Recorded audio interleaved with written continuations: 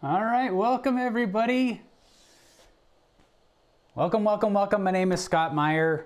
This is Drawing Together with Artists Network, where we meet every Wednesday at 3 p.m. Eastern to draw together. So welcome. This is so what we're working on today, this drawing of this bear, because I think bears are awesome. And as some of you have mentioned in the chat already, the challenge and the opportunity here is to practice and develop our skills for capturing fur. So I'll be working in graphite today. I have these Cezanne graphite pencils. These are part of the giveaway last week, so I hope you all entered last week. I really enjoy these pencils. They're a lot of fun, and they're nice and soft, as is my bias towards graphite. So what do I have here? I have a 2H, I have a 2B, and a 10B. So I've got a kind of a mid-weight to kind of start with some of the lighter marks, moving into a 2B, which is a little bit softer. And then I'll get some really rich darks with that 10B. So that's what I'm working on today. And when we've talked about this in the past, when choosing the graphite pencils, I like to kind of think about them in ranges. You know, so if we pull out this set here, for example, it has a range of 2H to 12B. The 12B is certainly softer and darker than the 10B, but it's, you know, it's pretty subtle, right? And so I'll probably, if I really need it, I have the 12B, so I'll pull out some of the darks. So if you don't have exactly what I'm working with, if you have something kind of, you know, something on the harder range, a mid-range, and a darker range, I think you'll be good to go. So let's see, what else do we have? I have this rubber, a vanish eraser, a kneaded eraser, and I've got this other rubber eraser that I have sharpened down to a fine point that I'll use for some of these details. And of course my trusty blending stump. So that's what we'll be drawing today. And if you're new, you're going to want to know that you can find the reference image in the description below the video. There's a link. You can bring that up and you can draw along with. You can also share your work on artistnetwork.com. There's a link to the individual show page for this. Now for last week's, I made a bit of an error in setting up this this event here. I messed with the page for the poppies. So if you were posted early sharing some of your examples of the poppy and they're not there, could you post them again? Because I ended up deleting them accidentally. So that's my fault. I own it. Welcome everybody. It's great to see so many familiar names here. It was awesome to meet on the Zoom event last week. So those of you who joined the art party with Brent and Gigi, that was a blast. You can find the recording on YouTube, so if you missed it and you weren't able to attend live, you can watch that here. So let's see, any questions? Let's see, I'm just scrolling through right now to see if there are any questions from the group. If you type them in all caps, I'm more likely to see them. So if you're new and you're wondering why people are yelling, it's just so that they can be heard above the chatter and I can address the questions. If I miss a question, please just ask again. I try to answer everybody's questions and sometimes I just miss them. So I will do my best. All right. So let's get to it. What do I have here? I have the Coventry Rag paper that I'm working with. This is about a 9x12, a little bit larger than I've been working with lately. I've got my 2H pencil and I'm just going to kind of lay it out here. Actually, I need a better reference. So I have the small thumbnail that's kind of in front of me. But I need a big one for some of the details that are coming later. There we go. So I have that up here on my left. If you are working on your setup, it's helpful to have your reference next to your drawing. One of the things we talk about in this show is that it's optimal for development to be able to draw from life. Drawing this bear from life, getting this close, would be terrifying. So short of that, we'll have to work from a photograph. So that's what we're doing today. Like I said, if you can draw from life, that's always going to give you the greatest opportunity for growth and development. Short of that, drawing from a colored photograph can help you because we're going to try to translate some of these values of these colors into the values in graphite. And I'm going to talk through kind of the process that I go through for developing a drawing. But if you're new, what's unique about the show is that this is really a place for us to share our own approaches. So you may see and read differing approaches, and I love to hear that. So if anybody has a totally different approach to drawing this or working in different media, go ahead and share that. So, all right. All right, thank you everybody. It's great to see so many, again, it's awesome to see so many familiar names. My approach for those of you who have been following the show for a while is to start with a gesture. In my mind, really drawing is all about refining a gesture. So what is a gesture? We talked about that in the drawing party. That was a fantastic question. Somebody asked for clarification on really what defines a gesture. This is coming up a bit too light. I'm gonna have to pivot a little bit for the sake of the camera so that you can actually see the stuff. So I'm gonna actually switch to a kind of a darker graphite just so you can see it a little bit better. So in the art party, Gigi, Brent, and I each kind of gave our take on what a gesture is. And this is a good opportunity for you to kind of share your own impressions, to kind of kick off the conversation. Fundamentally what I consider a gesture is simply kind of a loose expression of the basic and initial instinct that arises when we look at the subject. So when we look at the subject, we react to it without having formed any sort of really understanding of the nuances, the details of the subject. And that's what we're reacting to. So drawing in this way is all about developing from that initial gesture. And as we better understand the subject through the process of drawing, the drawing will improve. So our observations, our practice of drawing, they kind of work hand in hand for us to develop an understanding of both the drawing and the subject. So it's all linked together. So with this initial gesture, there is no real right or wrong. I think it can be helpful for you to kind of start to identify what are the things that you are initially drawn to. What is, when you come to this, is it a value? Is it a shape? Is it a line? Don't overthink it, but just simply react. And in this process, we are getting information on the page from which we'll continually refine. So what's kind of happening for me, this is actually a very different gesture than I initially created for this preparatory drawing. I started this drawing differently than I'm starting this one. And I don't have a good reason. I am. So what I feel kind of compelled to do right now is to think about it in terms of shapes of value. So I haven't drawn a line to represent the edge of the bear. Instead, I'm trying to see it as a collection of abstract shapes. And in this way, that light kind of halo around the contour of the bear is kind of being formed in this negative space. So that's kind of what I'm trying to think about at this stage here. Klaus is saying, gesture, I think, are the organic flow lines with taking into account the force of movement and gravity. Yeah, I think that's an awesome way to articulate that. Gestural marks can be an initial reaction to the way an object moves through the space and the way it moves across the surface of your paper.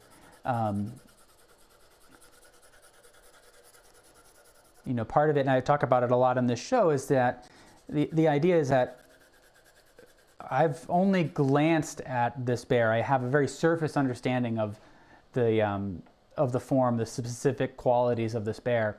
And so as a result, my drawing is very general, right? There's nothing specific here because I haven't sat with the subject long enough to really understand it. And that's the opportunity in drawing, is to really absorb yourself in the subject and study the nuances to a degree that we often don't get to in our daily lives. So in this initial gesture, I'm not thinking about proportion yet. I'm still just kind of locking in some major forms, but I know I want the face to really be the star of this drawing. So I'm giving a little bit more information. And I know that things are off. That's part of the expectation in a gesture, is that it's not going to be 100% accurate in terms of proportions, and that's where the refinement of the drawing becomes a key factor in the drawing process. We're going to start with a gesture, and then we're just continually refining it. And again, we talk about kind of detail a lot in this series. And I talk about it a lot because I just want that to be a conscious choice for you. And if we follow a process like this where we're developing the whole drawing at once, you can decide how much detail you want to add, how far you want to take it. If you want to keep it loose and gestural, you can. If you want to dig in there and draw every little hair on this bear, then go for it. So, oh, and there's a question here about having another class with tinted charcoals. I should do that. Yeah, I think I only have one or two that I use the tinted charcoals for. They're a little bit scratchy for my taste at this moment, but I need to give that another shot. I also want to do another one that is using pen and ink, so I'd like to do that at some point. All right, but you can see kind of there's this ghostly image of the bear emerging. And now I need to start addressing the proportions, because what I'm observing now is that everything is kind of moved off to the left a little bit too much. So I want to bring things over and give a little bit more room on this side. So that's the other advantage of starting with a gesture, is you can simply identify where this object is going to fit on the page. So what are the basic compositional elements you might consider? Gesture is more like the aggregate shape and not the motion of the shape in some cases. Oh, Tom Thomas, that's a really good question. You know, most often you'll see gesture as expressed through line. So if I kind of apply some of that thinking here, I'll use the side of the pencil, and as you're looking at the contour of the object, of the bear in this case, you're allowing your mark to kind of loosely follow along that contour. And simply reacting to the form. Now, because I want to really kind of capture the sense of light here, I want to just be careful. If I make marks that are too heavy, it could impact that. So in this case, it almost requires kind of a light line, because I have that light halo around the bear, but I don't have white charcoal available to me at the moment. So I just have to be really sensitive to where I'm thinking about dropping these lines in. So some people are a little bit slower and more considered in their gestural marks, you know, taking time to really think through what they're going to be kind of executing on, kind of pre-visualizing the mark and then kind of striking it with one motion. I try to kind of feel around the drawing a little bit more. So in this overhand grip, I can control the pressure a little bit more. And if I need to, I can just allow the pencil to float above the page before I drop it down onto the surface. And so in that way, there are kind of gestural marks that are kind of invisible, right? And you can use the motion of your hand to visualize some of these marks.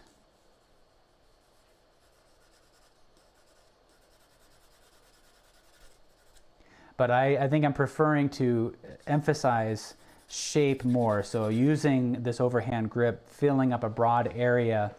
And it might be helpful if you're kind of struggling with that to think about starting at the center of the form and working your way out, rather than drawing a line and then filling it in. So if I'm looking for this edge here, for example, kind of starting in here and just paying attention to where these marks end along this path. And then we'll kind of gradually refine it.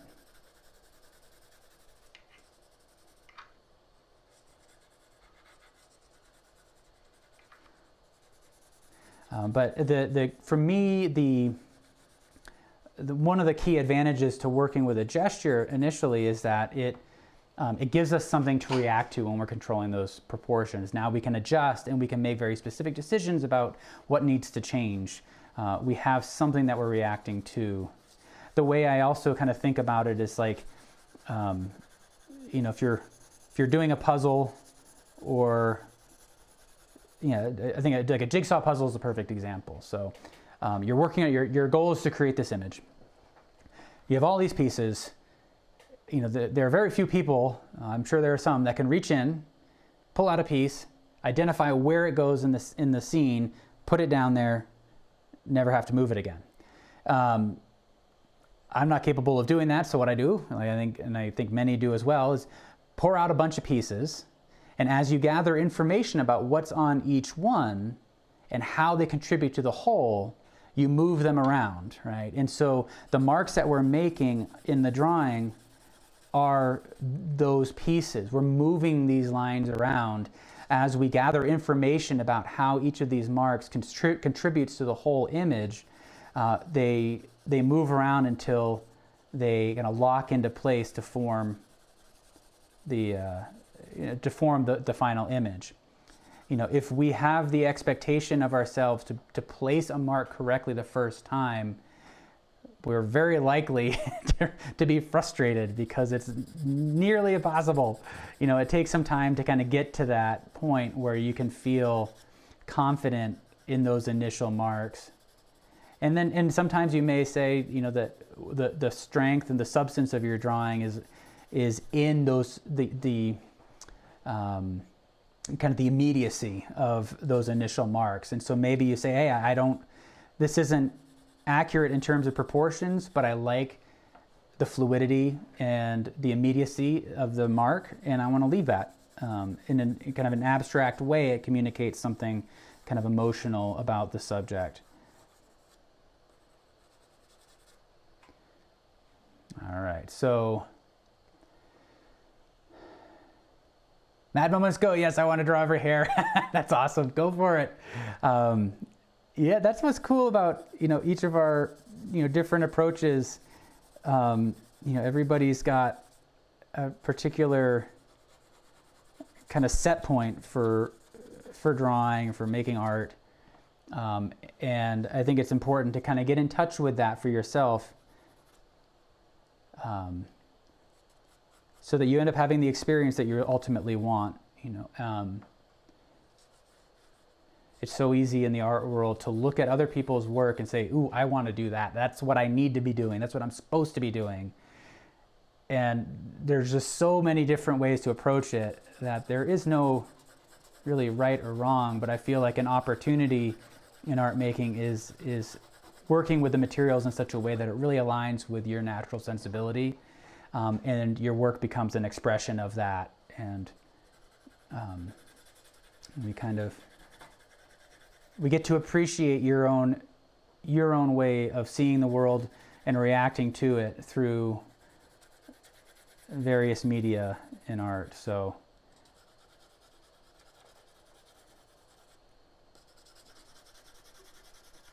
think about the experience that you want. Allow your marks to reflect that. Choose the media that aligns with who you are.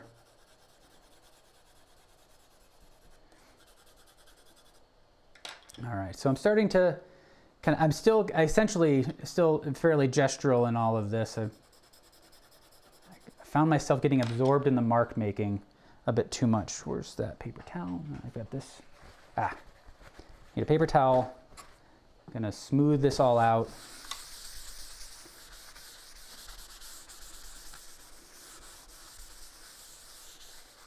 This is part of my process, building up marks, smoothing them out, kind of helping to unify everything. Now it's flat and dull, so I need to build more into it. All right, so what I want to do is kind of give myself an anchor on this left side here so that I don't encroach too far on the left.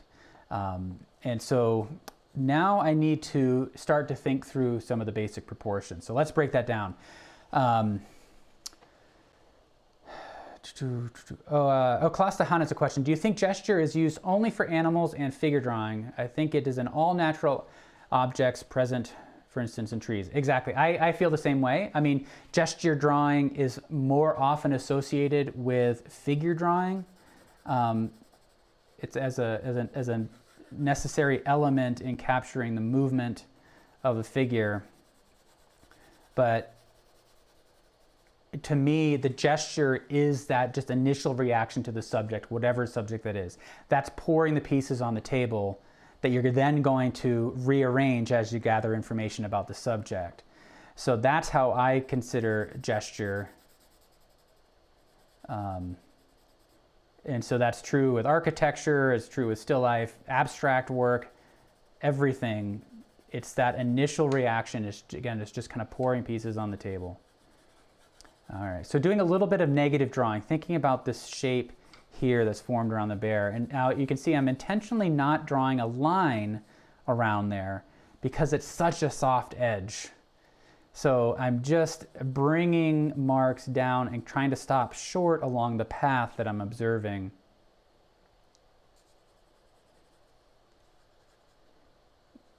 And then I can start to refine the shape of the ear. So I think the next step now is to work a little bit of angle sighting into it. So what am I doing here then? I'm trying to visualize basic angles that form the contour of this bear here.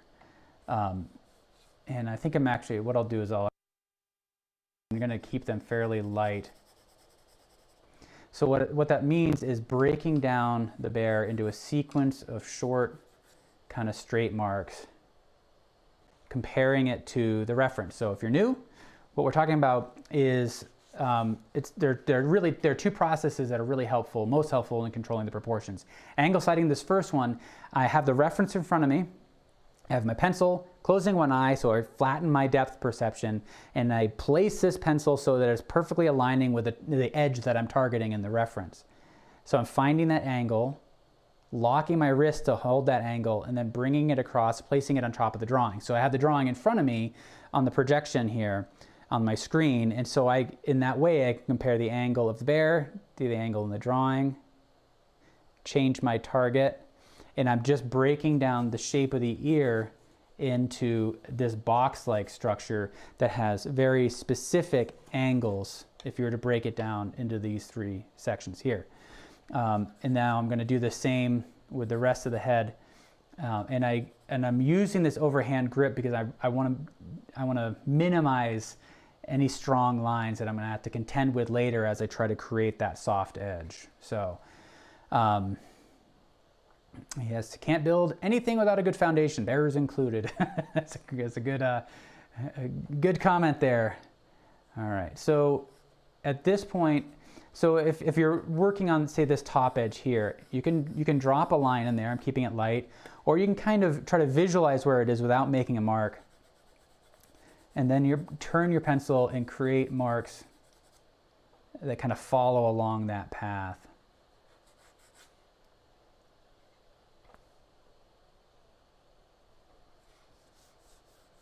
So what I'm looking at is this general angle here that's actually, I think I can break it into two. So break this side of the bear's profile or shape into two sections.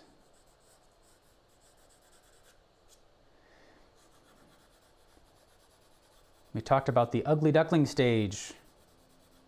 I believe we covered that in the art party.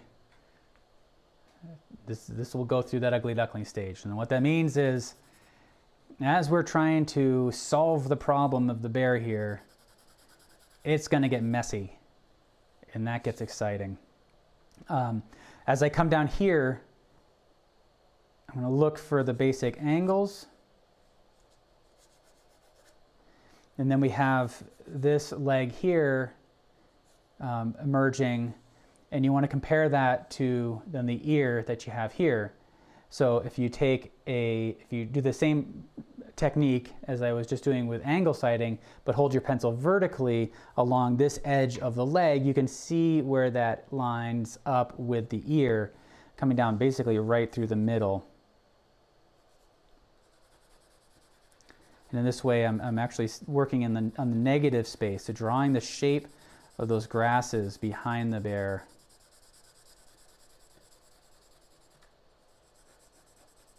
Kind of leading up to that edge. And right now it's kind of a general straight form, but we'll have to work that a little bit more later. And so with this process, again, this is the concept we've been addressing a lot lately, is to try to think about the concept of refining the form more than details, if that makes sense. So the details are emerged by applying a greater degree of refinement to your drawing. So as we're starting with these general shapes, we're gradually making them more specific and more refined. And then when you feel compelled to stop, you stop. If you need to keep working on this for hours and hours to get every little hair in there, then you just keep going, you keep refining. What gets challenging sometimes is if you start a drawing and you dig into the details in one spot, but everything else is left, unfinished, and you kind of finish as you go, you kind of lock yourself into that. You kind of have to continue that mode throughout the rest of the drawing. You're going to have to know ahead of time where you're going with everything, and that can be a challenge. Sometimes I don't really know how this is going to end up, and that gets exciting. All right, so as I'm working across the kind of around the kind of contour there, I move to the hump on the shoulder here, and there's a particular angle here that comes down, and I can continue that line across to see how it would intersect with this side.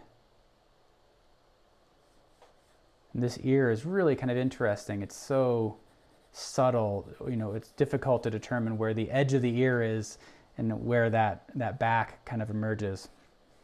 Now, as we come down here, the shoulder kind of ends and it extends onto the back. There's a clear overlap that creates this kind of V shape. That V shape you can compare by running a horizontal guide across the drawing.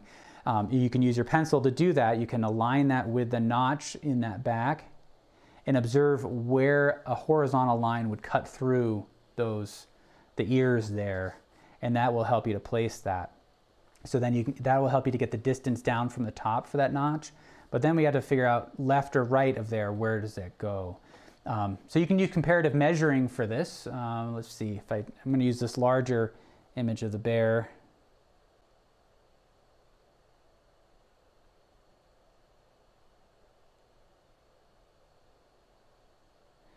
All right, well, this is a tricky one. Okay. Let's see. What do I want to do? What points am I looking for? There's the ears.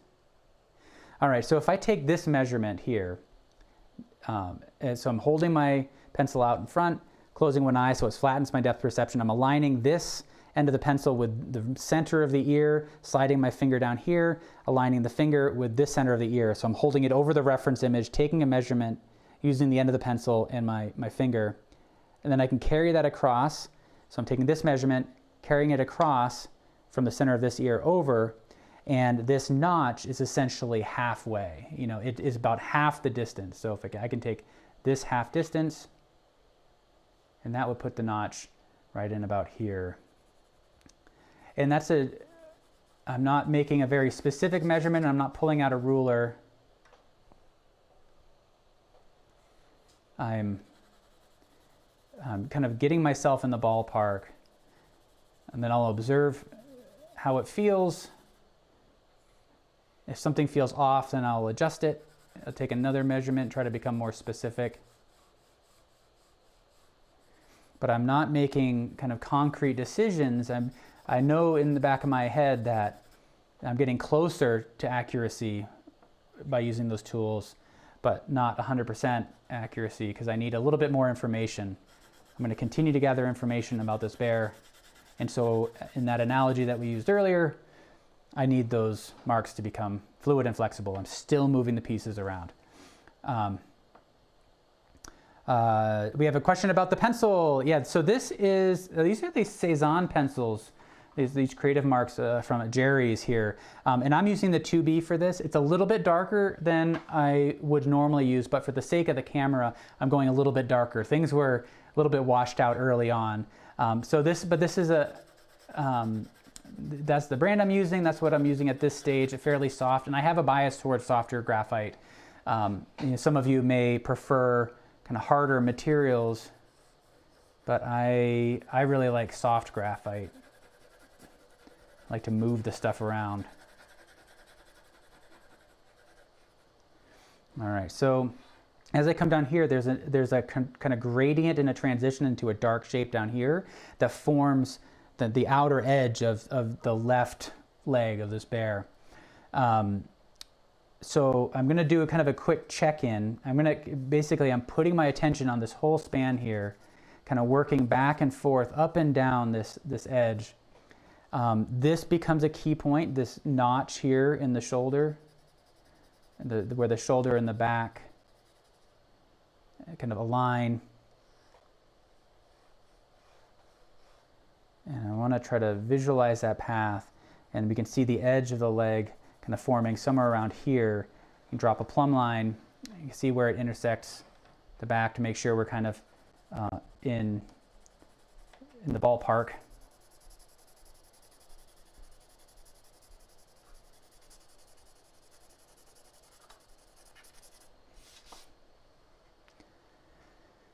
And so just by the creation of that negative space, that edge is forming without drawing that line.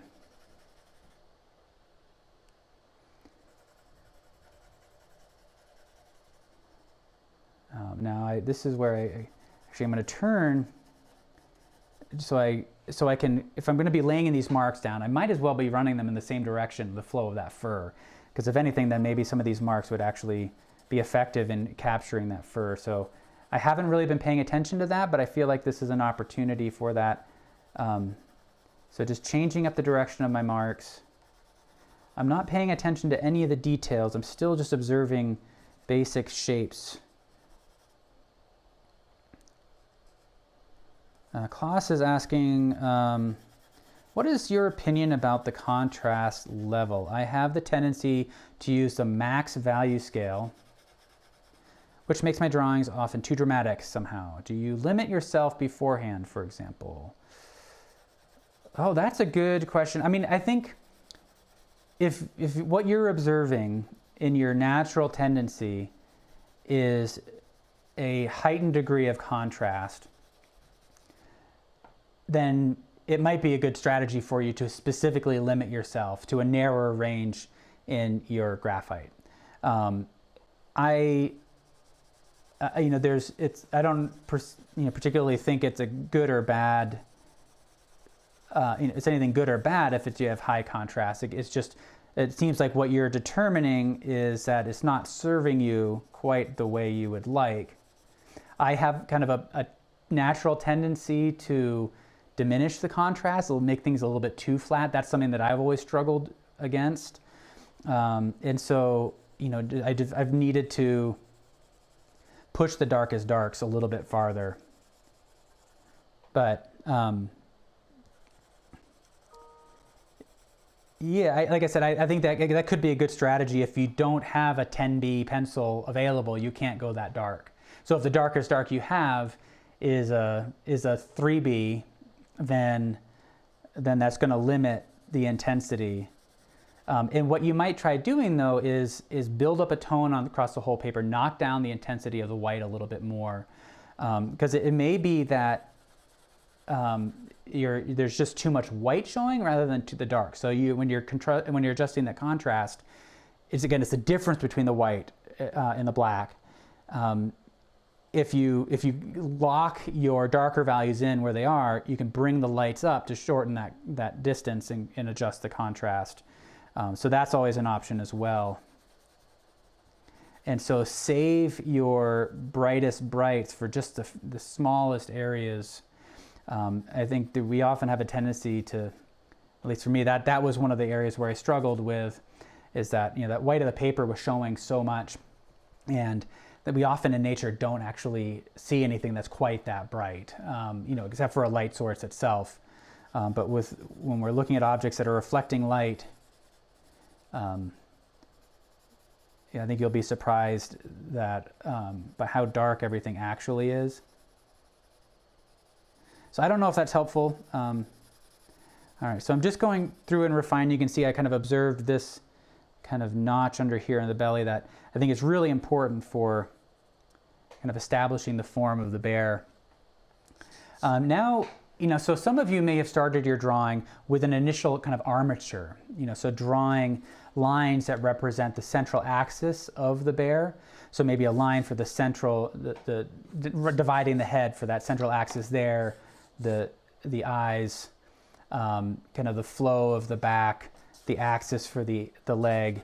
That's kind of a typical approach when working with a figure or animals, is to start with that central armature. I didn't do that in this, again, because I'm choosing to emphasize the shape more. But this is a good opportunity for me to double check those axes, right? So I can look at this form and ask myself, is it creating kind of the sense of motion that I see in the reference? There's not a whole lot of movement. He looks like he's standing still pretty well, but there's still weight distribution that we can address. Especially you can get that sense of force traveling through the leg up to the kind of the haunches there, which allows that head to feel really low. There's a stillness to the gaze because it's a direct view, and we might want to capture that by really emphasizing that vertical central axis and that horizontal axis of the eyes. But if you want to, you could also kind of emphasize movement, kind of bring the legs a little bit into motion by adjusting the axis. I can kind of see an axis here forming. If I try to visualize where the center of this form is, it feels like it's leading right up to that hump there, which I think works really well. I kind of like that sense of force. So in this way, again, that initial armature, the gesture, is something that I'm going to continually analyze throughout the whole drawing. And I think it's important to address it at some point, but we are each going to have our own kind of instinct as to when we bring that into play.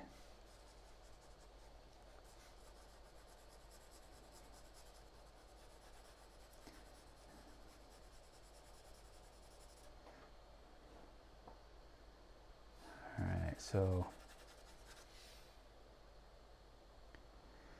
what am I doing now? What am I doing? Okay, I need to, now that I have this basic form established, and I'm pretty happy with it, although I think I might need to move this over a little bit. Let me do that right now while I'm kind of thinking. And I think I need to really kind of lock down the shape of the head a little bit more. So as I'm erasing this form, rather than draw a line around the contour of that back, I'm thinking about the direction of the marks aligning with the flow of that fur at the same time that I'm thinking about the path.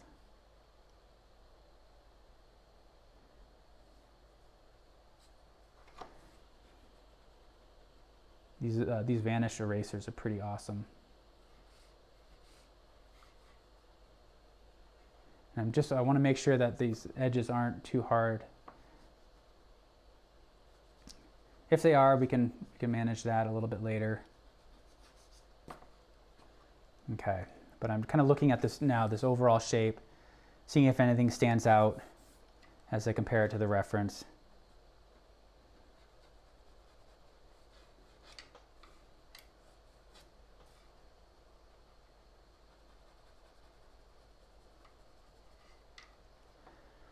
All right, so I'm pretty happy with this overall form, but as you can see, what I was doing earlier was starting to identify this side of the head. And there's no really clear line where the head ends and the neck forms and then the back. It's all kind of one structure. This light highlight here, though, that really helps to break that. So that's one of the reasons I kind of avoided drawing kind of a circle for the head. I didn't want to get kind of locked into that, knowing that this form is a bit ambiguous. It's not a clearly divided structure here. Lori, I'm happy to forgive you. My name is Scott Maier. This is Drawing Together with Artist Network. So we meet every Wednesday, 3 p.m. Eastern, to draw together. So this is episode, 103? Can't believe it. But if you are new, that's what you're entering into. The goal of this show is to simply kind of take some time out of our busy lives to draw and intentionally challenge ourselves. I try to pick subjects that are going to help us advance our skills in a particular way. And so in this case, it's capturing that fur. And we try to share our different approaches, talk about art, talk about how art fits into our lives. It kind of goes in all sorts of directions because this is an awesome community. And it's primarily traditional media, graphite and charcoal, but I am exploring other media. I'm a little bit too intimidated to practice live on YouTube here, but I think I also need to take a page from all your playbooks and be a little bit open to putting myself out there in that way. Okay. Jerry's, welcome. Thank you so much for helping us celebrate drawing last week. The materials giveaway, that was a blast. The art party, Jerry's is awesome. These materials are awesome. So I'm working with Jerry's materials right now. So, okay, the class is saying, I can use that, thanks so much, especially limit the brightest lights and simply put away the 6B and 8B. Yeah, I think so. And I think, look at some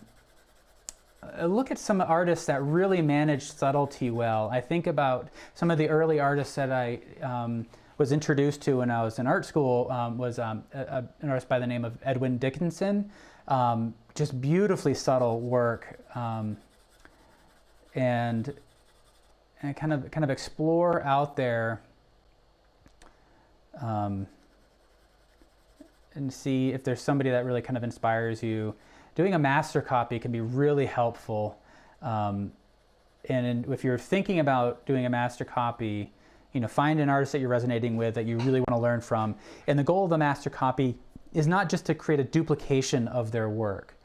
So for example, if your goal was to copy a Michelangelo sketch, one way you could do that would be to create a grid or trace it or something. You would have a copy, but you wouldn't learn a whole lot about how the artist processed information and can really constructed the drawing. So the advantage of doing a master copy is that you put yourself in their shoes, and your goal is to try to reverse engineer the drawing and kind of to try to understand the decisions that went into making that. So, creating, if you're studying the loose gestural work of, say, of Michelangelo, your goal is to try to really understand that fluidity of the marks, right?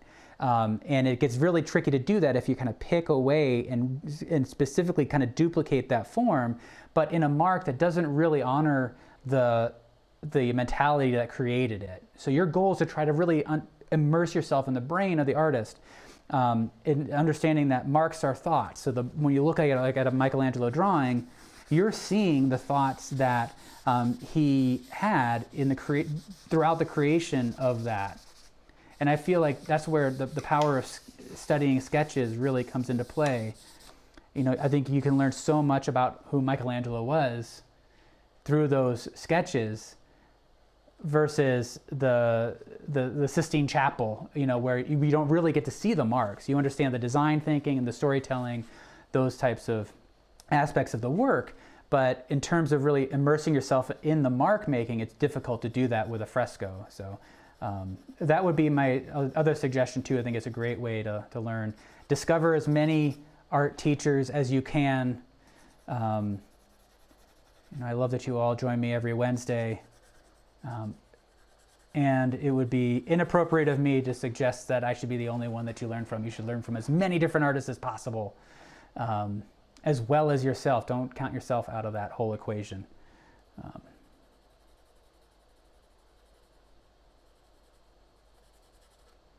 All right. Okay, so I'm starting to kind of formulate the shape of the bear, but I kind of got sidetracked. I need to get back to this. What I need to compare is the relationship between the height and the width. So what I need to do that is I need to give myself specific anchor points. It's difficult because everything is so kind of soft and atmospheric here. So what I'm going to do is, if I suggest this highlight here,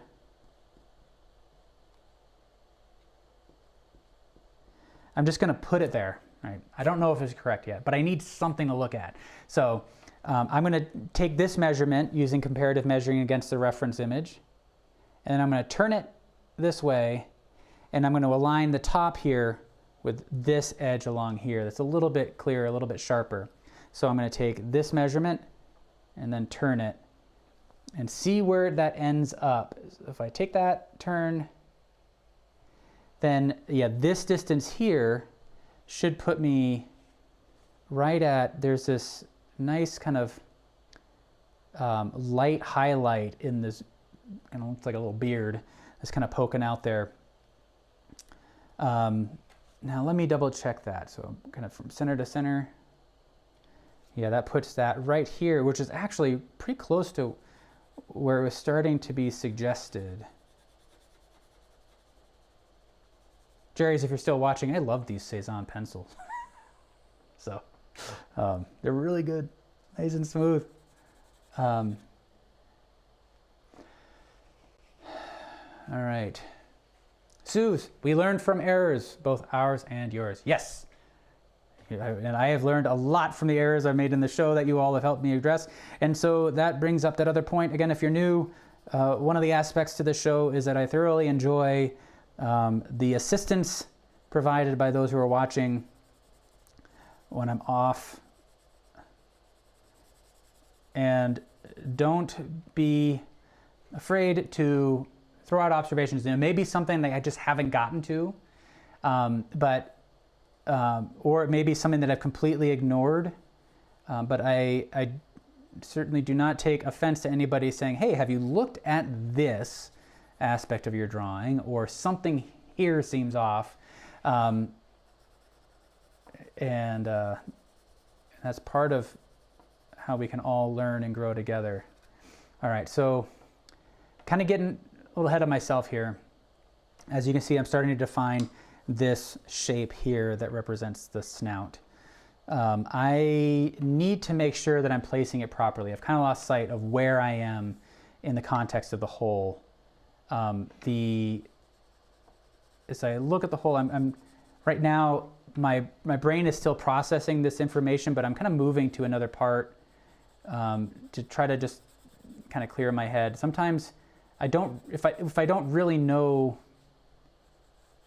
where I'm going in the drawing, I kind of sometimes just need to let it kind of stew a little bit.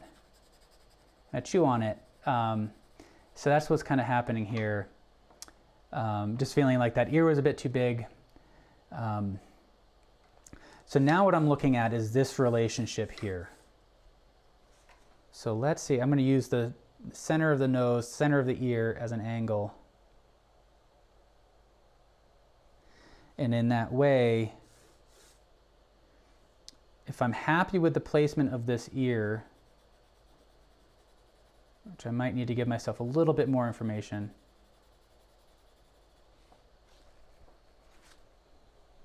I'm going to use the small thumbnail. And that puts the center of the nose right about here, which might mean I need to move things a little bit. And now I can do the same. I can do an angle sight from center of the nose to center of the ear. My arm is in the way. But that feels pretty good. So looking at this angle here and then that angle. Now I need to evaluate the distance down, just kind of doing a double check. But if I've placed these properly and I get this angle correct and I get this angle correct, where they intersect, that establishes the distance down, right? So, but I think it's healthy to kind of double check those things. So how do I want to do that?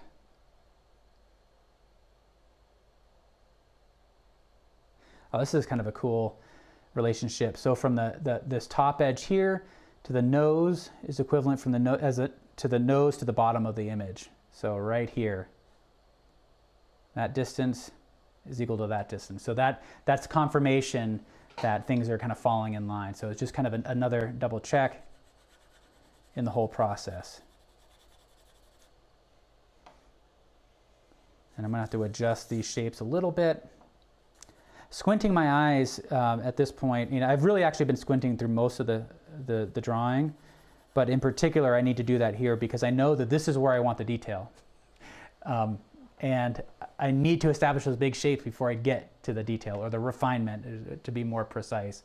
But I know kind of in the back of my head right now that this is where all the refinement's going to happen, and I kind of want to get to that all those kind of juicy details, but I'm not ready for it yet. The drawing's not ready for it, so I'm going to give it a little break, kind of keep squinting. So as I look at the eye, for example, I'm not thinking about it as being an eye. I'm thinking about it as being a shape, seeing the kind of the gradation here, how when I observe this shape, it's actually something more like this, and the eye is inside that shape. And as I kind of build up values here, I need to kind of contort myself a little bit, but I'm kind of placing the marks and lifting up to block in these values, creating that softer edge right around in here. And then the same with here. So I can start to refine this shape a little bit, but through the act of squinting, trying to observe kind of the complement to that shape there.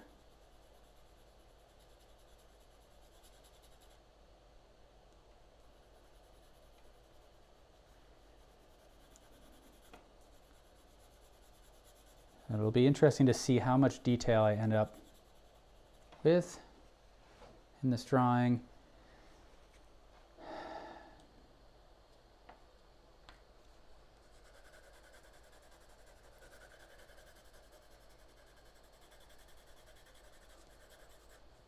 And so similar to the marks over here, putting emphasis in the center of the mark, kind of flicking up more. And I'm kind of moving it back and forth, but I'm also kind of aware of where the pressure is applied on each stroke. It's all happening very fast, but it can be helpful. So it's one of those little things that can sometimes be helpful, is to pay attention to that. Because if you put emphasis on the end of each stroke, it could end up with these kind of burrs on the end, these heavy marks.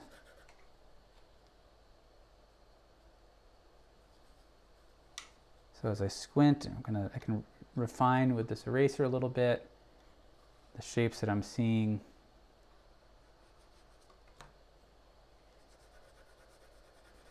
So hopefully then the drawing, at this point I feel like the drawing is pretty closely reflecting how I'm actually observing the reference at this point.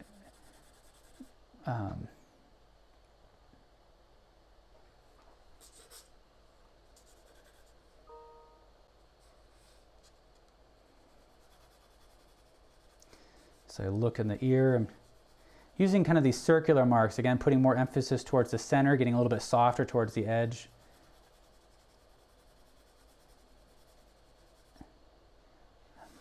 I know that for me, like, it gets really intimidating when I bring the reference into focus. I'm like, oh, that's a lot of detail, and there's a lot happening, and so then I quickly squint again to get rid of it, because I'm like, that's just too much, and I can't address all of that in this show today. So, and I don't know if that's really that's not the experience that I want today. I know there are just some days where I want to sit down and immerse myself in all those details, and then some days when I just need to move around. I'm feeling a little bit antsy today, and I need to be a little bit more animated in the drawing process, I think.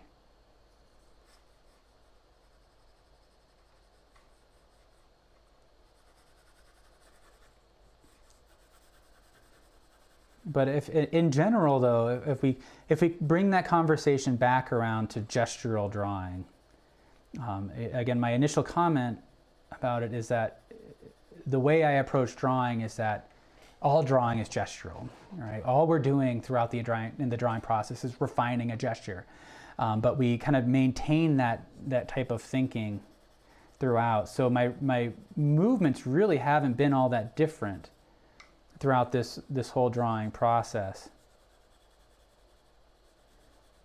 as when I created those initial gestures. So like my hand's still generally moving at the same pace.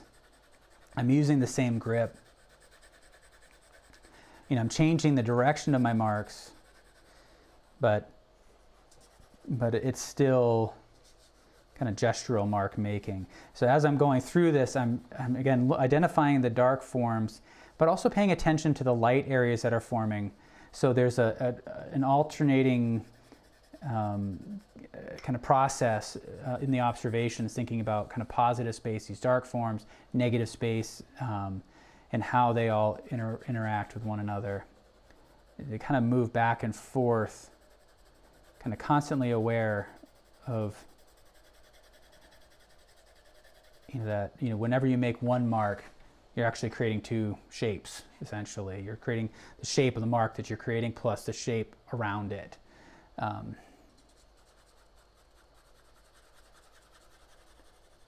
you want to just kind of keep in mind, do a quick check-in as you're working on an area. So I'm working down here, for example, doing a quick check-in visually where I am relative to other marks.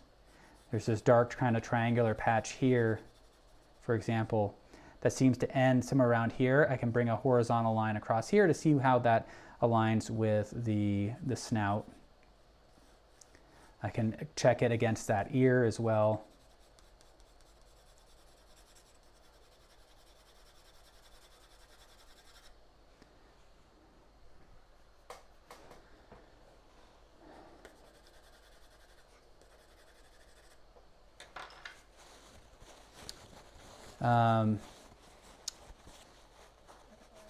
Let's see.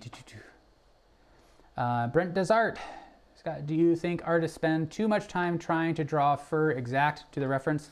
Oh, I don't know as if I can make a statement about what other artists do. Again,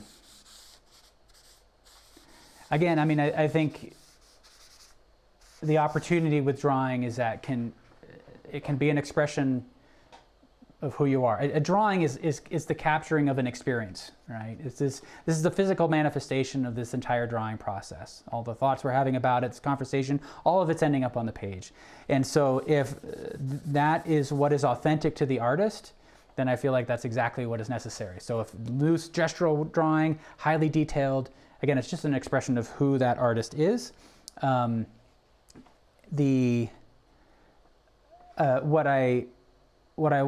guess what I'm trying to convey is that I sometimes feel like there's a natural tendency for people who are kind of just getting started to kind of default to the idea that greater detail is necessarily better, right? It can be, and there's a lot of amazing work out there that's highly detailed, and that I greatly admire. And I want to have kind of more of an expansive mindset about it, that there's also room for very loose gestural work within that. And I feel like, again, the greatest opportunity that we have for, in the art world is for people to create work that's authentic to them. And so if somebody is doing highly detailed work, and that's who they are, that's awesome. And if somebody's doing highly gestural work that's authentic to them, that's awesome as well. So it just, there's a, again, I think it takes kind of a certain amount of kind of self-awareness. What in general, and what I'm kind of contemplating a lot lately, and I mentioned this in the art party, is the idea that, the technique, the technical aspect of it of a work of art is not the substance of the work necessarily. It doesn't have to be. Sometimes it is. Sometimes you just look at a piece of work and the whole emotional reaction is like, holy crap, I can't believe somebody created that. That's insane. That's so good, right? But that's just one emotional connection a viewer can have to the work. When I think about the works that have stood the test of time, it is often something that transcends the technique. The technique is a means of getting to some sort of emotional pull in the final work, some sort of connection that the viewer has with the work. But as I say that, I think of somebody like Van Gogh, for example.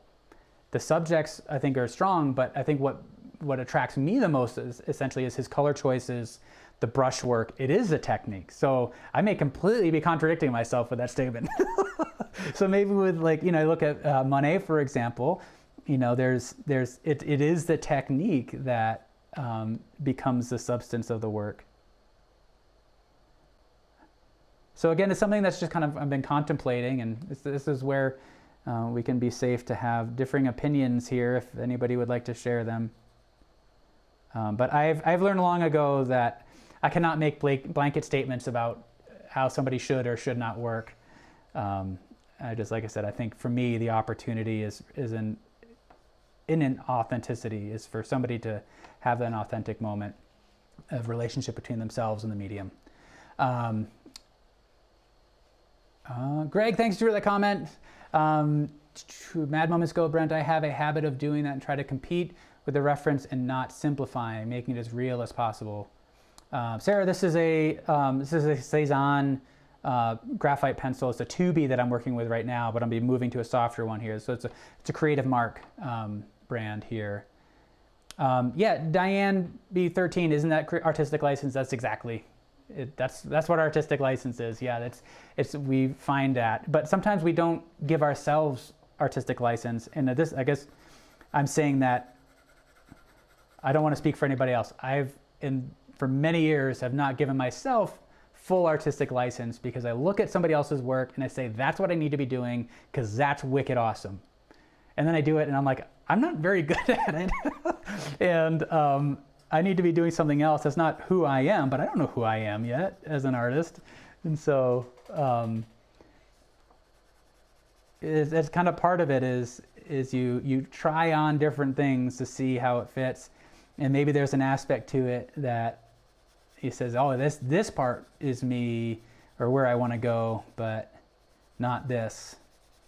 But it's really difficult to not compare ourselves to other artists and say that's what we should be doing. Especially when you see something that's just genuinely exciting.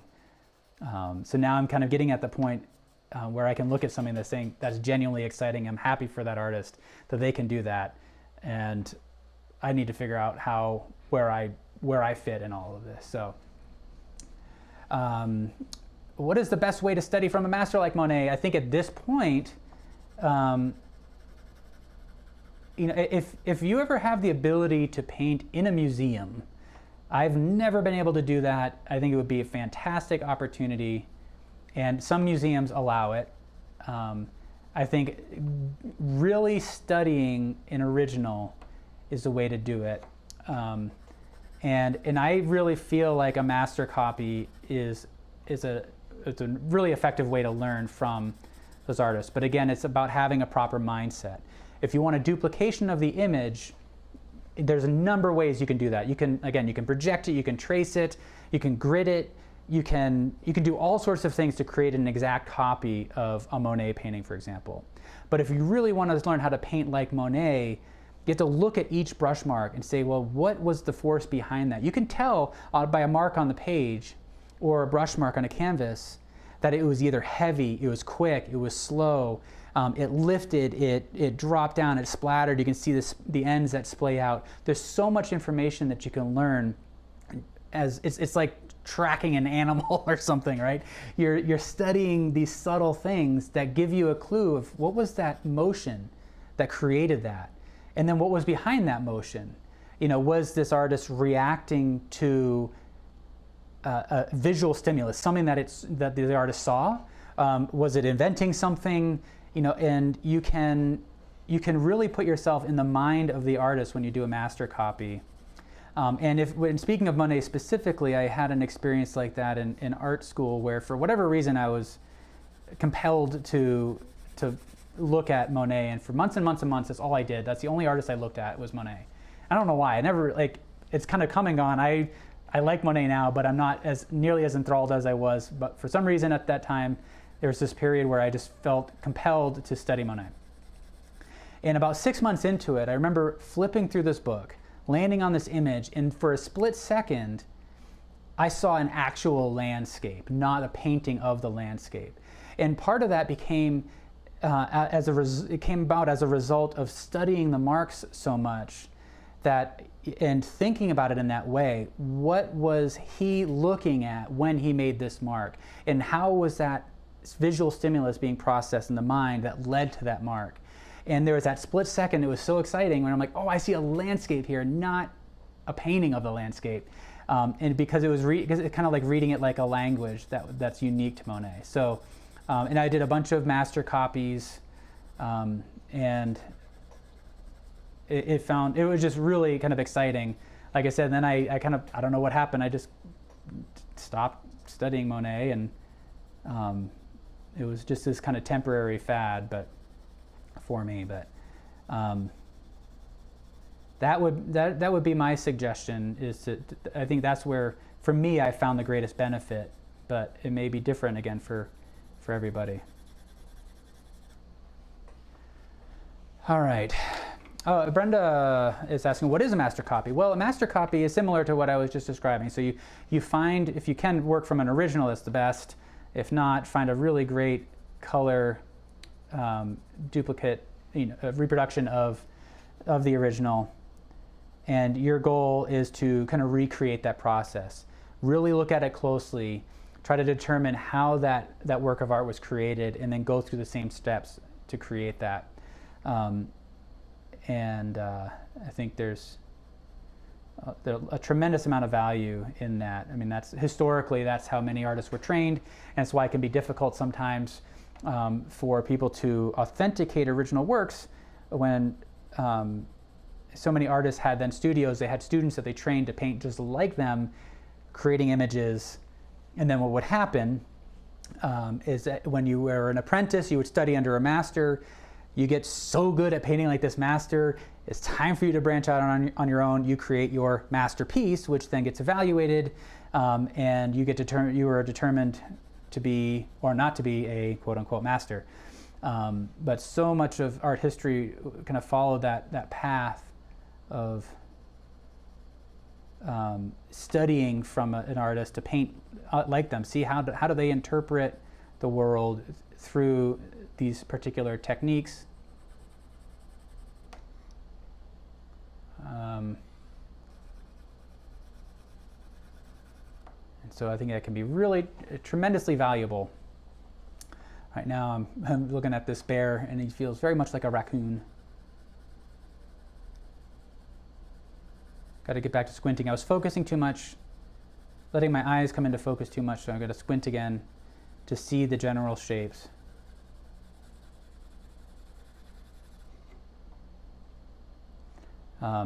And so as this is coming together, I'm also starting to pay attention to what's happening in the rest of the drawing. And I'm thinking that, I can actually leave quite a bit of it unfinished.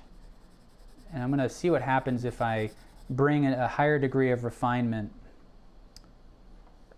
really into the head area, and see what happens if I just let that go. And if it doesn't really work, I can always come in and continue to refine this area a little bit more.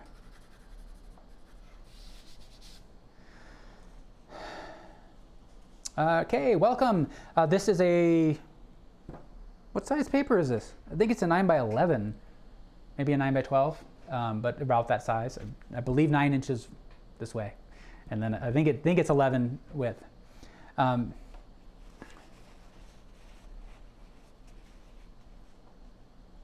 Jackie, I can't wait to see your drawing. I can't wait to see everybody's drawing. So again, if you're coming in later, you're new. Actually, I think I pinned it to the top of the chat. You'll find a link to the show page where you can share your work when you're done on Artist Network.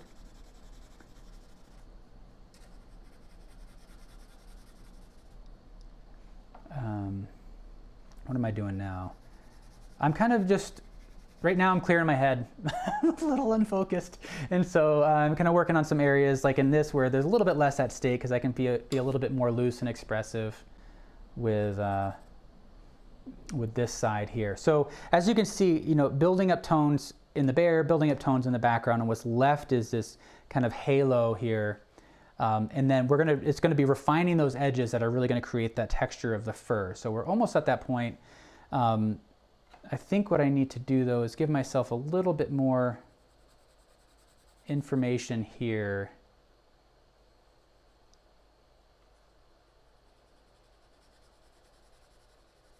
There's so much happening in that snout. What a unique form that is.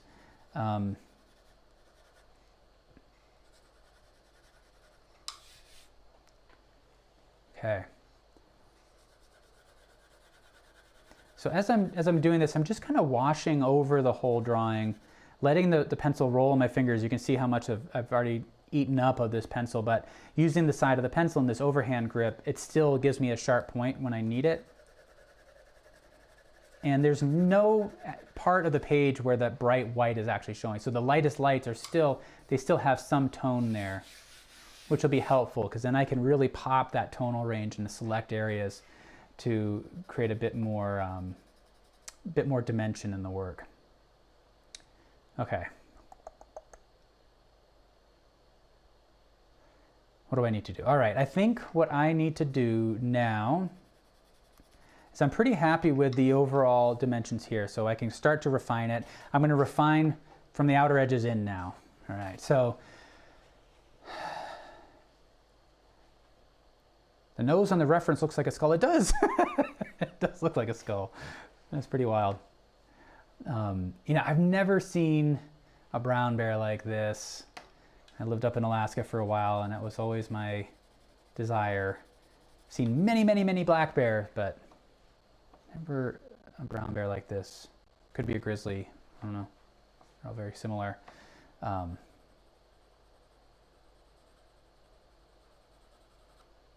did I see a grizzly? Yellowstone. I think I saw one actually. It was off in the distance though, so I didn't really count. Okay, so what I'm doing now, just looking back and forth, reference image drawing, kind of moving them quickly back and forth. It makes me think of, I don't know if anybody knows the DaVinci Eye app on the phone, which is pretty awesome. And I've used it before. It kind of overlays a reference image on top of your drawing. You should check it out. But they have a feature that will actually strobe. It'll kind of bring an image in and out, so you can kind of compare. And so I'm just kind of doing that here, kind of mentally, just moving my eyes back and forth quickly between the reference and the drawing to see what kind of stands out in terms of the proportions.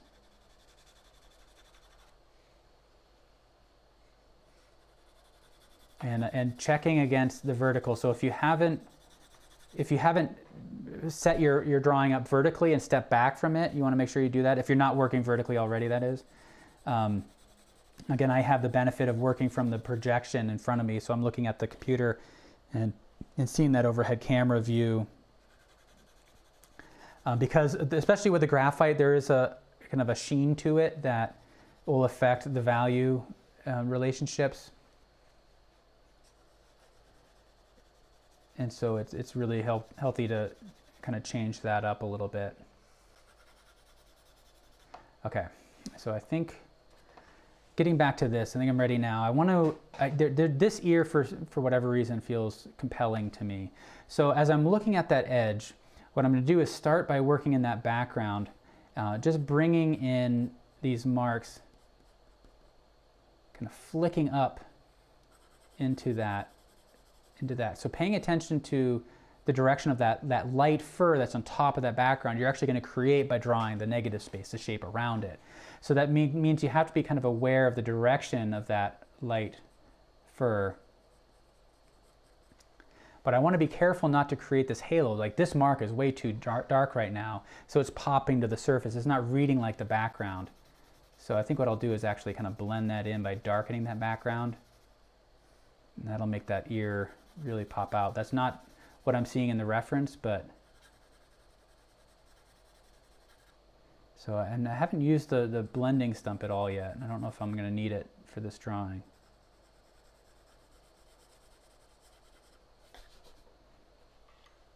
And then rather than really add the detail all the way through, what I'm going to do is kind of jump around along that edge, kind of bringing in a little bit more refinement to that edge. And then right along in here, kind of placing in that background and flicking, kind of lifting into it.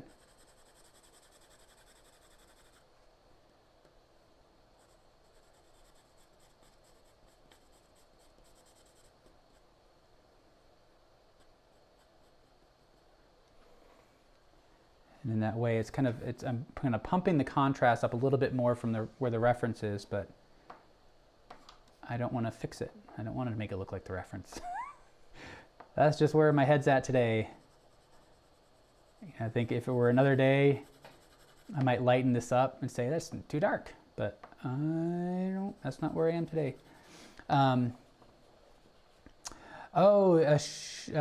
Somebody has, Sean has a camera lucida. Yeah, I've got one of those too that I need to work with a bit more to really understand how to use it properly. Kind of fun optical devices. It could be fun tools. It makes me think. I thought about it this morning, and the idea of doing an episode really on how to use various tools, various optical devices. It's one of the questions that we often get: is it cheating? And I don't believe there is such thing as cheating.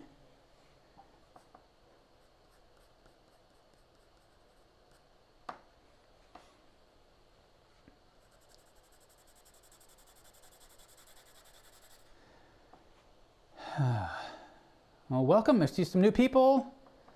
LA for Dreams. Welcome. So yeah, we meet every Wednesday at 3 p.m. Eastern. Hopefully you'll join us next week as well. We come up with a new subject every week that we draw, talk about art. Try to share my process, learn from you all. So again, all I'm doing is really bouncing around the contour. I'm kind of, at this point, kind of guided by intuition, which may not be a very satisfying thing to hear, but that's exactly what's happening. I don't know as if I'm making any cognitive choices about where I need to refine, just kind of going to areas where I feel compelled. And part of it is connecting with what I'm responding to in the reference.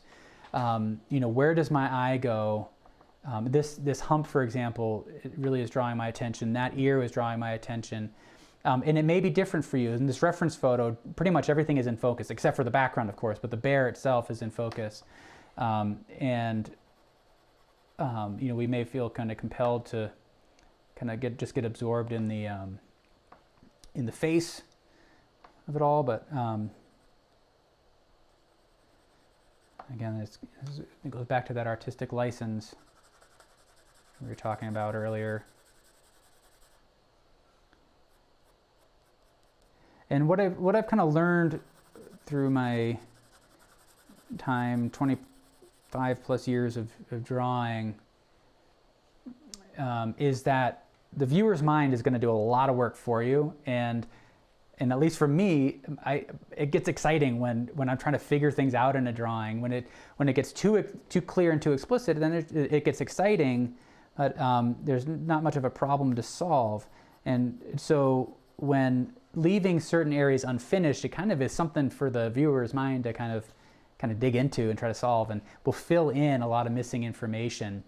And so that's why I'm kind of darting around from one area to the other, adding just a little bit more refinement, but then moving on to another area. Because then what will happen is that the viewer will look at this, see those areas of refinement, and just kind of imagine the rest of it. It's going to fill in the missing information for you, and in that way, that's how the viewer's mind becomes an active participant in the process. There are a lot of quotes by great artists out there that allude to that fact that the viewers play a role in interpreting the work, and that's one way viewers can do that. Okay, so now, Marty, I am still using the 2B. Still using the 2B pencil. It's working well for me now, I think, so I'm going to stick with it. I don't feel the need to adjust. And I am kind of I don't know, I see a lot of really great pencil artists that are particularly adept at selecting the particular tone of graphite pencil for a particular area in their work, and that's an area for improvement for me. So, and I will give it some effort. I feel like it could, in some areas, make my work better to think about it that way. But I do this with painting too. I'll pick up one brush and I'll just go and go and go with that when I need to actually be switching to something new. So I feel like this is where I could be kind of be more selective with my pencils. All right, so I'm just kind of messing with this. I think I need to give myself a little bit of context here. So what I'm doing is I'm just erasing out some of the lighter lights that have been lost here, and that will help me to understand this better. So by working on the snout, my goal of working here is actually to solve this. This is my target, even though I'm not working on that area. But I need that contrast to better understand the value that I'm actually targeting. And so in that way, now I know that that's kind of holding into shadow a little bit better.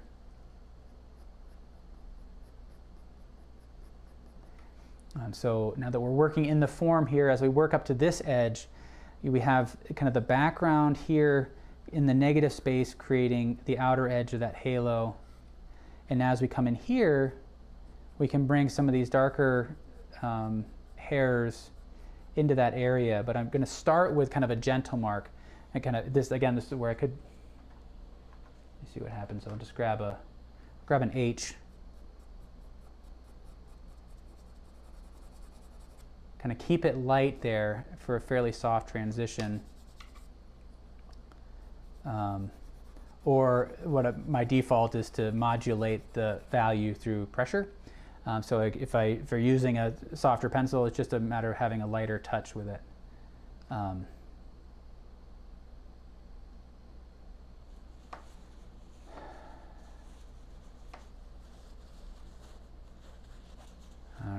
If anybody has any questions, observations, comments, concerns, grievances, hope there's not many of those, but go for it.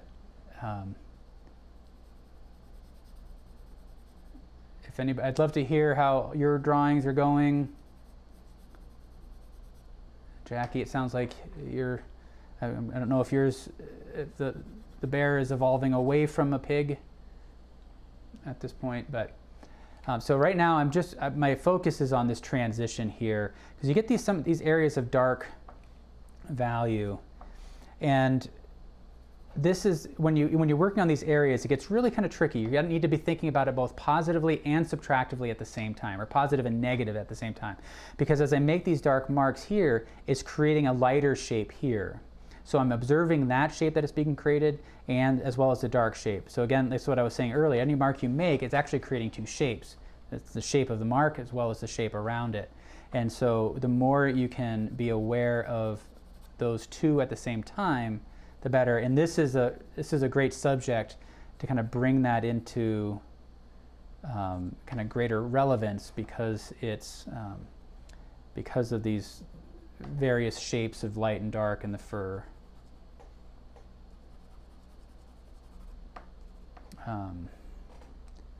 Yeah, so I'm kind of working my way around, looking at some of the areas, transitioning between the light and a slightly darker tone in the bear.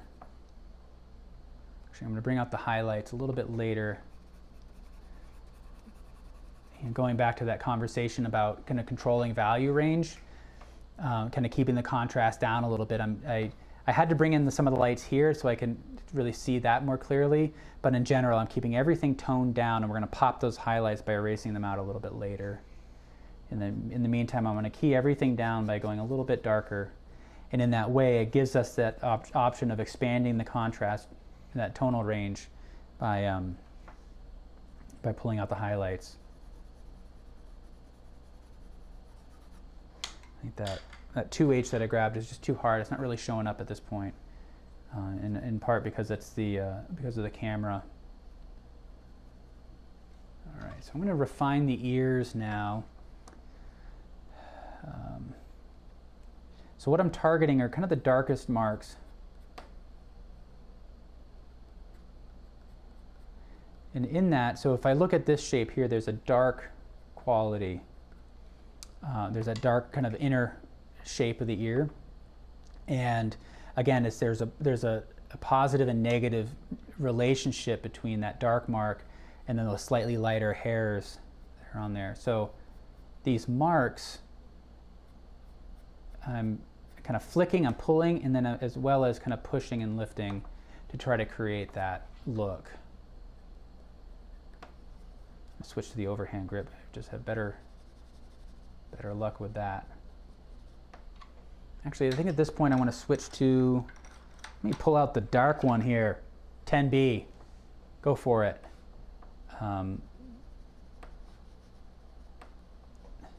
Boy, that's really rich. That's so nice. I just broke that tip, that's all right. And so this technique here is just an overhand grip, and again, I'm targeting kind of the darker areas, observing the flow of the hair. And if I see kind of a dark shape, you know, try to follow along that path. But I want to avoid line work at this point.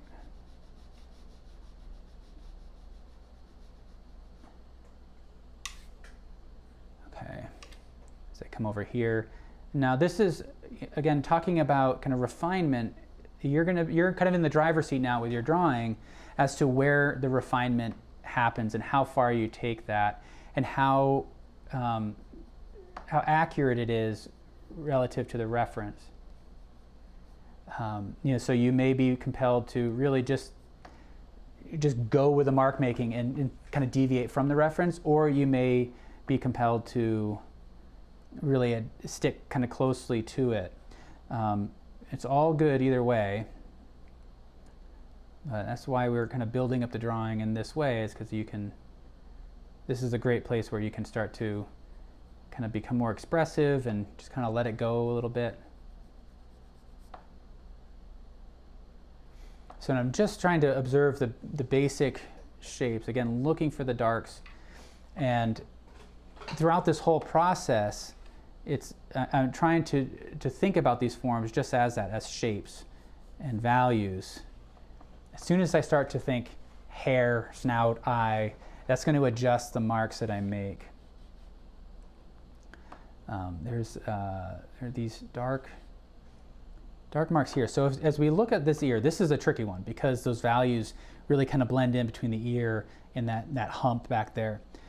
One of the things that distinguishes those two is going to create more of a spatial definition there, is to change the direction of your mark. So the direction of the fur around the ear is slightly different in direction than along the back there. So I'm going to focus on the shape of those darks in that back part here.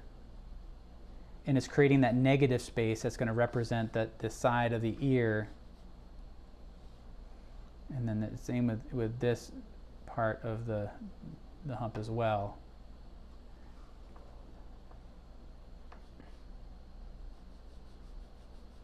And so as I'm dropping these marks in there, I'm kind of rotating the pencil to align with the direction of flow of that fur. And then the marks that I'm placing, it's really kind of a rocking motion.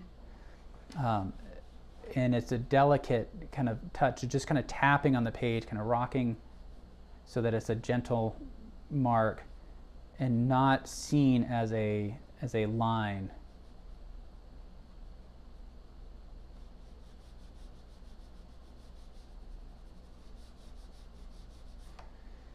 And right there, that feels like it gives a bit more definition between the ear and that background, that back hump there. And I'm going to pull out those highlights a little bit later. Brenda, thank you for that comment there. LA for Dreams. Yeah, I've only been using 2 pencils for this. And I do so many drawings where I'm just using one. Like a yellow number 2 pencil, I think is awesome.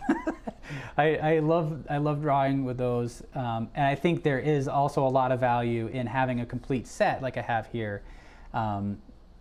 If you've got one, I think it's worth it to really kind of explore Like I said, these are the Cezanne Creative Mark pencils, which I'm really liking these. They're nice and smooth, and I haven't hit any kind of imperfections in them, which is really awesome.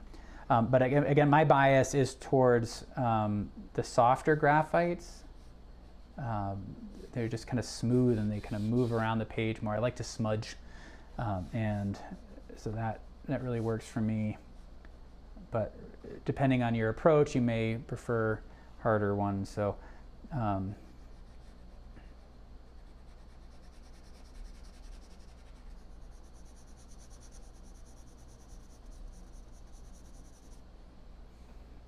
so as I work here, again, just trying to keep that awareness, the marks you're making, the shapes that are resulting, both the positive and negative shapes.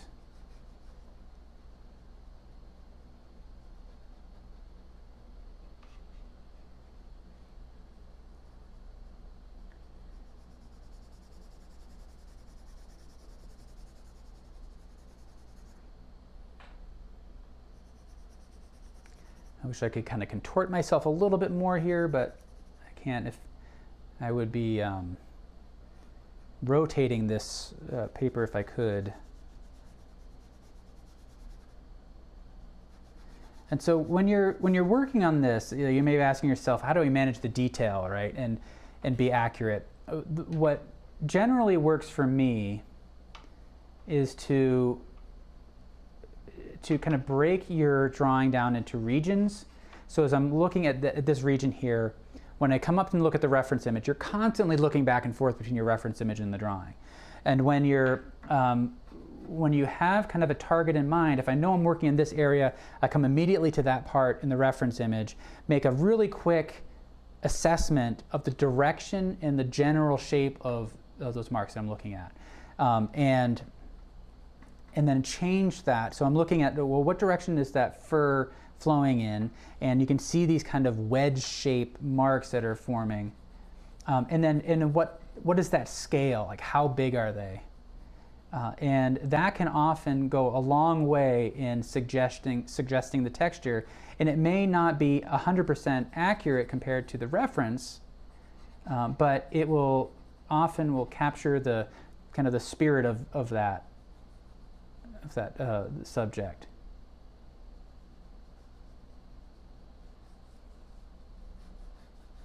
So as I come over here, for example, the direction of the marks changes and they're just kind of finer, more delicate. You know, you get these kind of chunkier, kind of matted forms in the fur over in this area.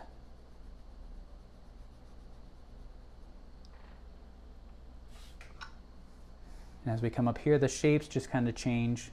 The direction of the marks change. And so there is a sense of, you just kind of feel your way through it sometimes. And if that's not working for you, then really kind of slow down, take a step back from the work, study it, come back to it. There's no requirement that your drawing has to be done in a certain amount of time. Now I'm kind of up against a deadline. I gotta get back to some of my other work duties, and so I only got about 30 minutes left, but I'm feeling confident that we'll get there. So I'm just working my way kind of into the center there.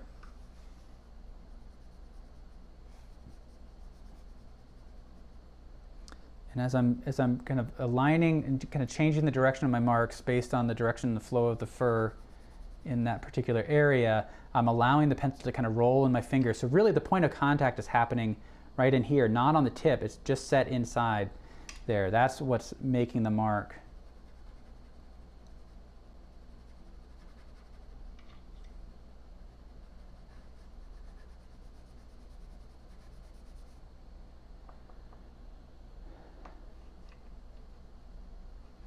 Starting to work my way up around the ears. Again, I'm kind of taking mental note of where I'm going to come back in with the eraser in a little bit.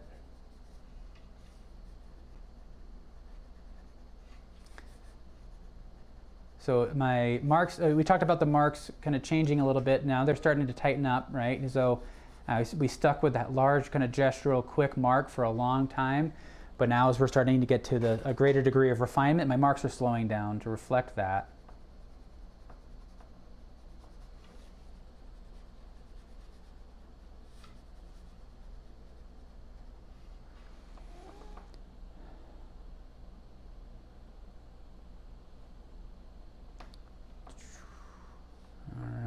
Great to hear how things are going.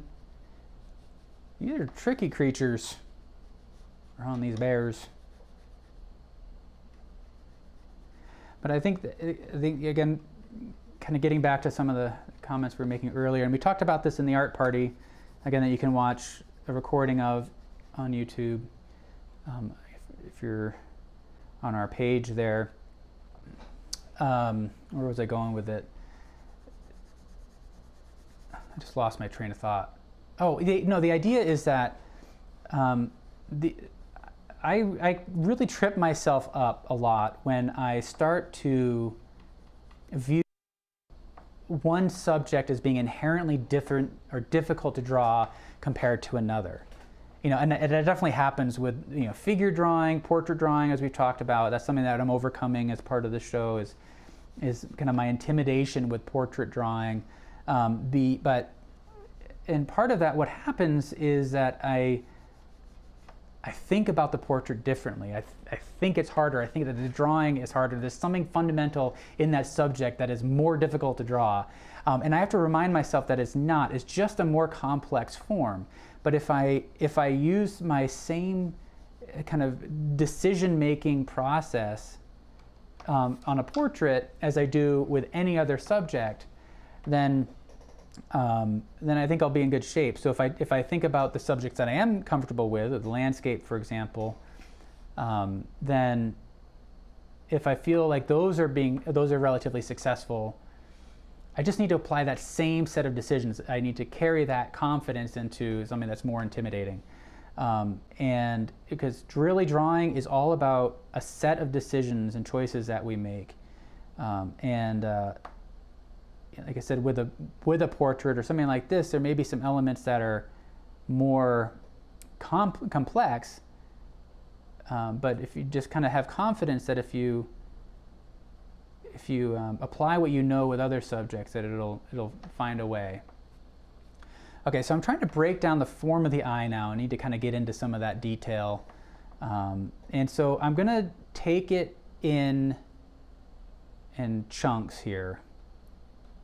And I'm going to, as I was just talking about these recent comments, so much emphasis is going to happen on the eye, and I need to keep my momentum going that I've been building. I don't want to completely change the way I draw when I approach the eye.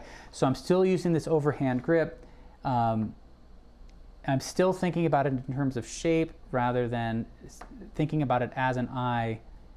Because once I think about it as an eye, then I run the risk of kind of falling prey to the symbol system.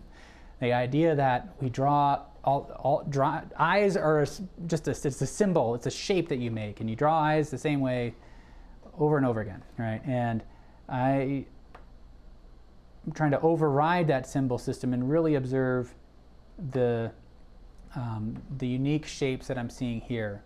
So I'm kind of starting with the shapes around the form, working my way into the center. And so kind of looking at the fur around the eye. And rather than drawing a line, I'm trying to move my marks in the direction and flow of the fur itself at this point around the eye. So as I see like this dark line here, for example, rather than draw a line, I'm observing that path and then creating it using marks that flow in the direction of the fur. So, and then when you get to the eyeball itself, it gets a little bit tricky because it's a sphere.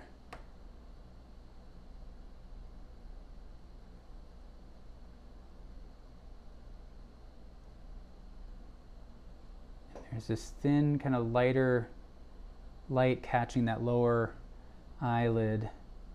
And this dark form here kind of wraps up and around into that upper eyelid. And try to observe the the specific shape of the eye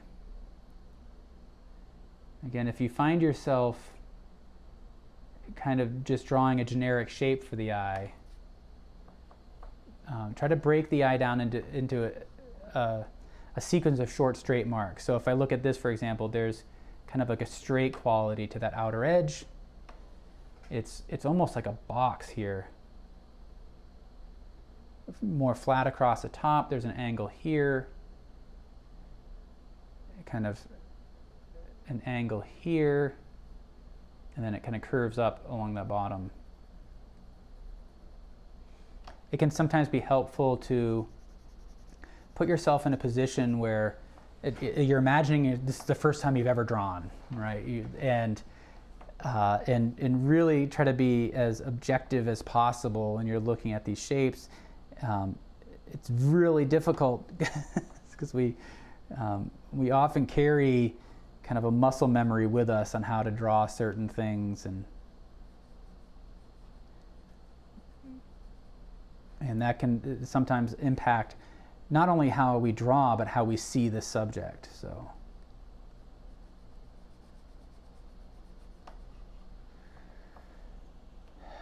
now I need to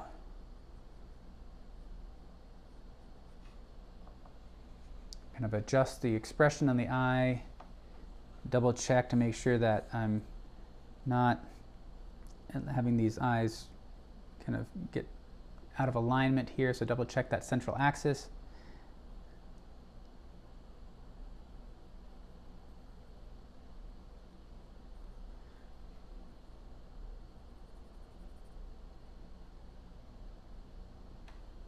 And then as I come down here, there's it gets really complex the way the fur kind of flows in these different directions. Try to observe the kind of the crown there on the brow. As you come down here, there's a shape. So there's the top to the snout here, and then it slopes greatly. And in that transition period area, there's these kind of darker furs, hairs. So really, this is going to be where helpful to create the dimension of the snout by really observing the change in direction as you go from the top down along the side.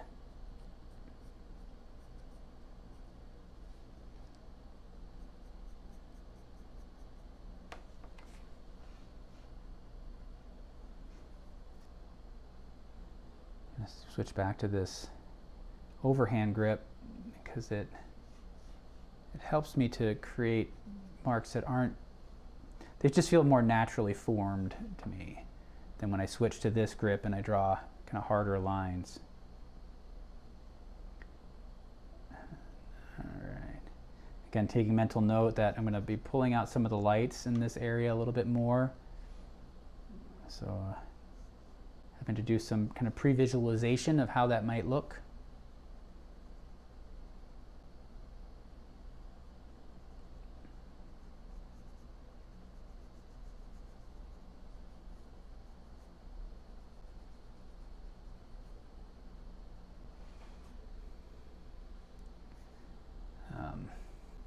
Kind of focusing a little bit, so sorry, I'm not talking as much as I was in the beginning.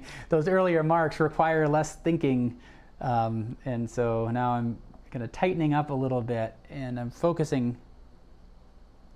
But if anybody has any questions, let me know. Diane B13, do you think the eyes might be a little too high up? And that's entirely possible. Yes. Gonna take this measurement, compare that to, actually it looks like it's, when I look at this relationship, it feels like it's pretty close. It might be, I think I'm gonna leave it the way it is for now though, in part because I'm running short on time. But thank you for calling attention to that.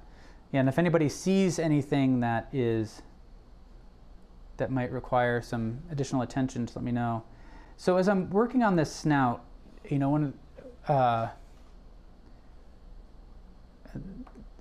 the transition from the fur to the skin is kind of is unique. I'm kind of looking for the shape, placing my pencil along that edge and just kind of dragging and lifting along there. So rather than drawing a line around the nostril, you know, because it's actually a very subtle transition there, I'm trying to create that shape using the side of the pencil.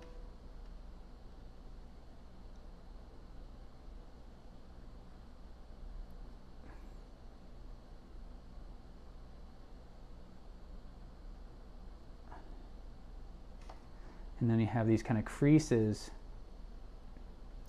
What's most important is the direction of the marks there. I do need to switch. I kind of lost my place here. There we go. I got lost in the drawing, so I need to refine that a little bit. I had to come back to squinting so that I don't lose the form of the hole there. Make sure that as a dark shape is working out well.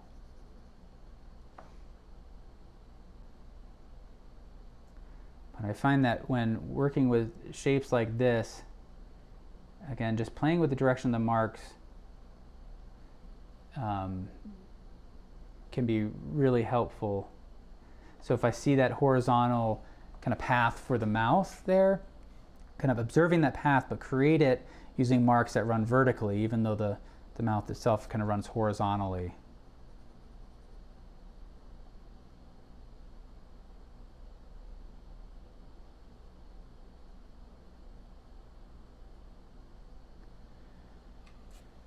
All right, so what I want to do now, I think I need to bring in those highlights to see where things stand, and then I'm going to come back in and refine the eyes a little bit more.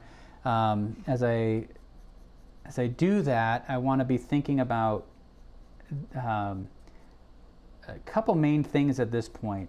If this is the focal point, I want to make sure that the structure works out well. We've talked about detail before, and if the detail is not in service of the form, it can be visually confusing for the viewer. So if it's, you got all this detail, but it's kind of a flat form, then the viewer comes to it and says, I can't piece this all together, and it just becomes chaos. But if you have an understanding of the three-dimensional form and the texture and the detail reinforces that, then you can really pull the viewer's attention and it can completely transform that experience. So as you're thinking about it, be asking yourself, does it feel like a three-dimensional form, the object? Do I feel the distance down the snout? Do I feel the change in direction as we hit the front plane of the bear's face? Do we feel like the ball of the eyeball is actually a ball, a sphere in that socket? Do we feel like this fur here is farther back than this mouth? Like the mouth itself is several inches in front of this patch of fur here. And so ask yourself that, and then start to make adjustments from there.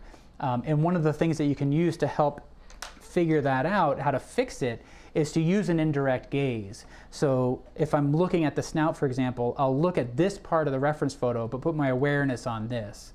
So sometimes you can actually see things a little bit more accurately when you're just off center, when you're looking at things indirectly. So give that a shot. And if anybody else has some tricks, that would be really helpful.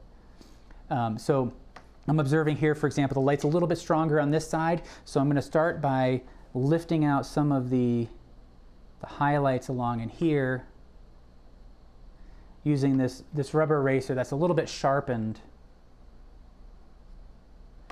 Thinking about the flow of the fur in these various areas.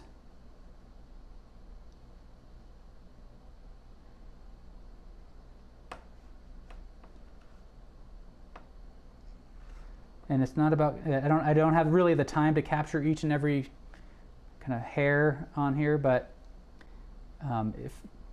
if I did, then I would still be following the same process. I would just, this is kind of blocking it in a little bit more and then kind of go back in later and refine it even farther. But I'm going to let that side stay a little bit darker. Come down here.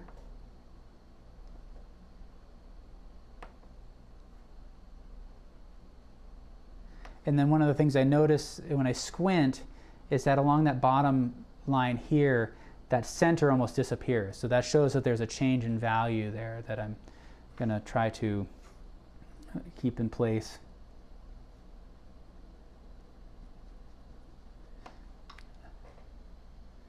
All right, so now I'm going to kind of move up back up to the eyes. This eye is too high. Yeah, I'm going to bring that eye down. So the way I'm going to do that, thank you for, was that Diane? Yeah, Diane, thank you for that observation.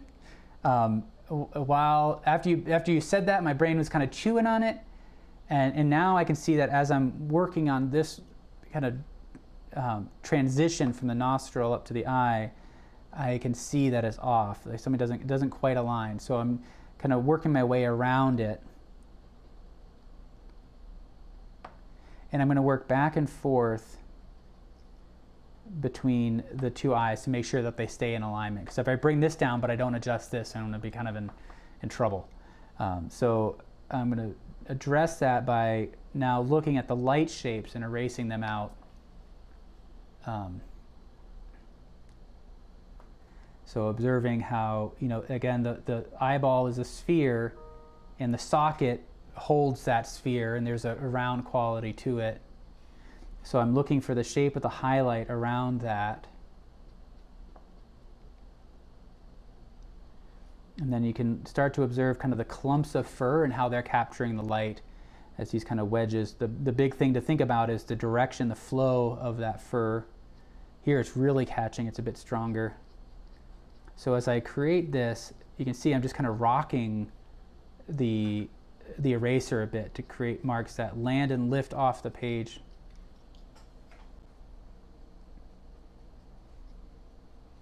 And in that way becoming both an additive and a subtractive form.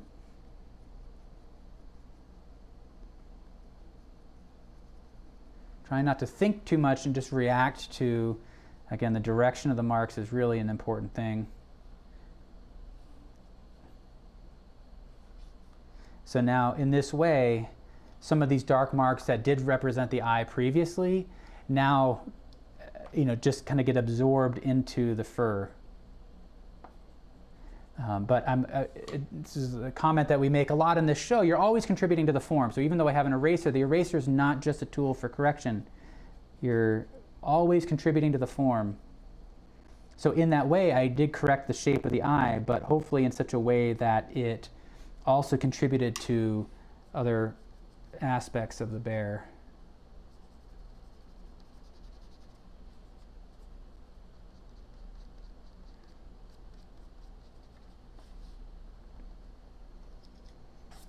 Okay. And then I think I need to, that's the wrong one there. Here's my 10B. All right, actually, so I've got my eraser, I've got my 10B handy. I'm going to try to observe the shape of that light that's catching that bottom eyelid. And then the light really kind of catches right in here. Move over to this one.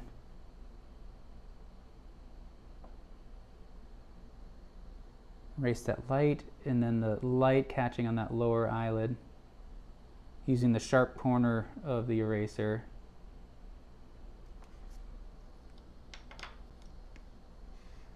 And then we turn from that light that's catching the edge of that eyelid. I can sharpen up a little bit here.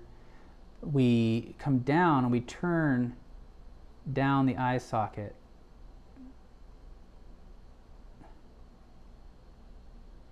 And that forms the lower eyelid, and then the upper eyelid kind of wraps up, and that highlight's a little bit too large, so I can shrink that up.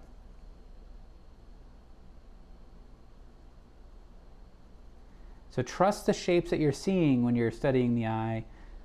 Try not to draw from a preconceived notion or what you think you should do. Just trust the shapes. See how they work out. so much of drawing eyes for me is actually drawing the shape around the eye, the eyelids, the eye socket, and then allowing the eyeball just to kind of sit in there.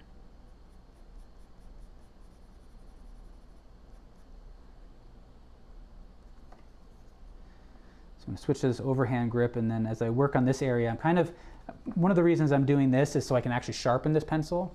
So I'm kind of moving away. I need to be working on the eye over here, but I'm moving away from it just so I can get kind of a sharper point by switching to this overhand grip.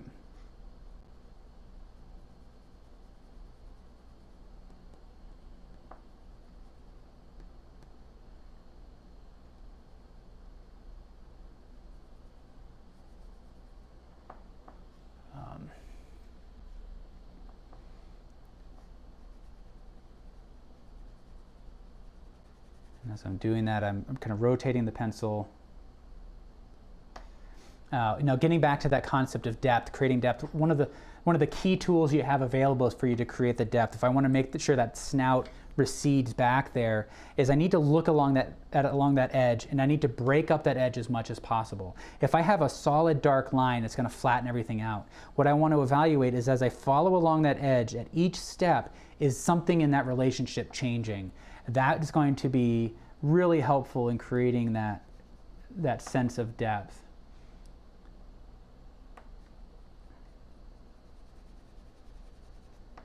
All right, so now I'm going to come back up here to this eye.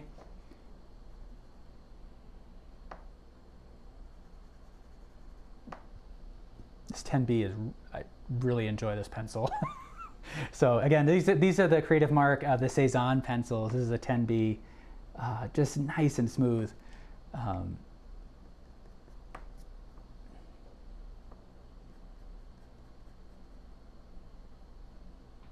Now that light is a little too strong there, and I want to actually have it kind of emerge out of that shadow, give it a little bit more form.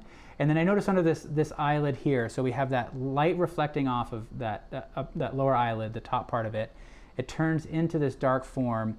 And then it kind of, the fur kind of bulges out a little bit, and then we get another area of dark underneath that.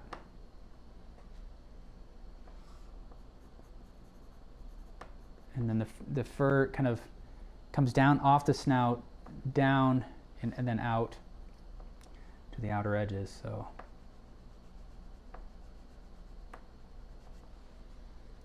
And if in terms of kind of suggesting the detail, it all comes down to getting the values and the shapes right, and especially if you understand it in terms of light and shadow, the viewer's mind will fill in a lot of missing detail and texture by getting the light and shadow correct. I mean, our brains are designed, we're constantly inventing things in our minds, and so you know, we will kind of misinterpret what's actually out there all the time. And so the brain is really good at just making up stuff and filling in missing information. All right, so I'm feeling better about it. I'm just kind of going through, kind of refining a little bit. I think I can switch back to this eraser, and I'm looking for, I'm kind of targeting where the shape of the light and the shadow. Again, thinking about the direction, the flow of the fur. And as we come out to the edge, just like we did when we worked on the negative space earlier, we're doing that now with a positive space. So thinking about the direction of the fur, I'm just kind of placing it along the bright areas and kind of flicking up, varying the marks, as I don't want to create a sequence of regularly spaced marks. I want there to be variety.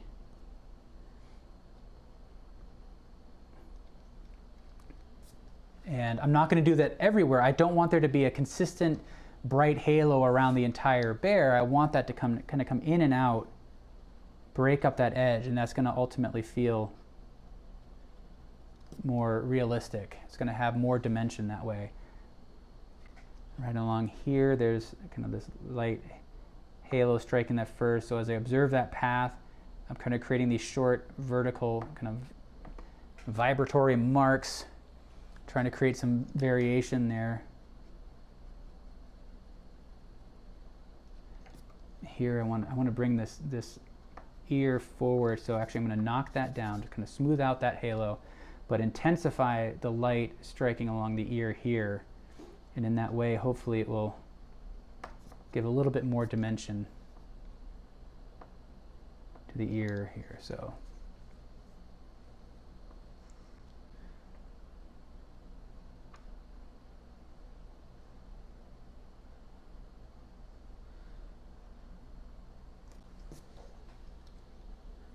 this light along here is really strong, a little bit softer, so I'm gonna use these circular marks here and then add, you know, kind of a little bit of sharpness at the outer edges.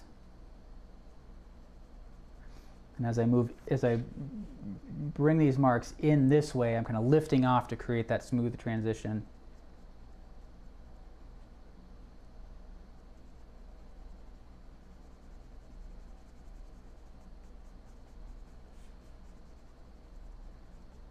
So there's some marks where I'm kind of flicking up into that area, and then somewhere I'm lifting up out into this area to kind of create an overlap.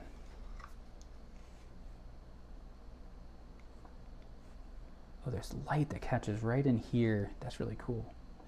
I didn't notice that before.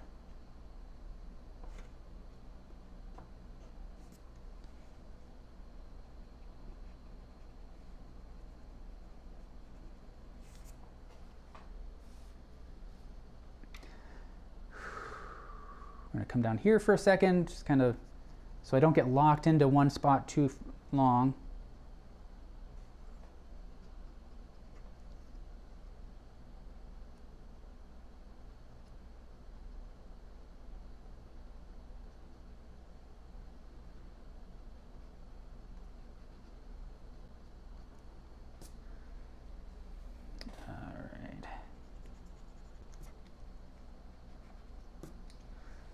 Now, what am I doing? I'm just going to come in here. I'm going to start with kind of a lighter pressure here, because I don't want any light that I create here to compete with the highlights right along in here. Again, we're trying to create that depth, and so if I can lift off some, but not have these lights be as bright as the highlights here, hopefully it'll maintain that sense of depth.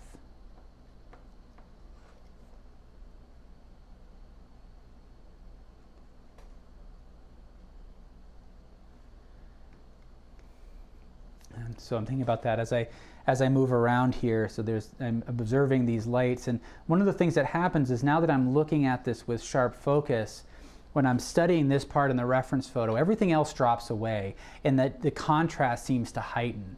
So in order to keep myself in check and not make this too bright, I'm trying to use that indirect gaze. So when I'm studying the reference, I'm not looking directly at this part. I'm looking just off to the left or the right of it, but putting my awareness on that. And that can be sometimes helpful, just to, again, to kind of keep yourself in check. Often, again, looking at something directly, it may feel like you're trying to be more accurate and more precise, but you're actually not. You want to combine all these different ways of looking at the subject to come to a complete understanding of that form. So I end up relying much more heavily on the indirect gaze than the direct gaze when studying these forms. And what's happening now, this eraser is kind of loading itself up with lead, so it's actually smudging a little bit, which is kind of cool.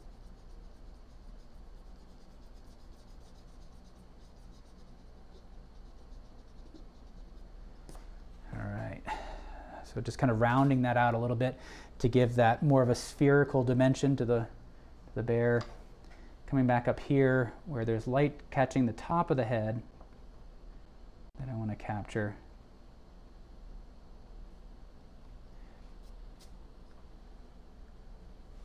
And I need to kind of feather that out a little bit.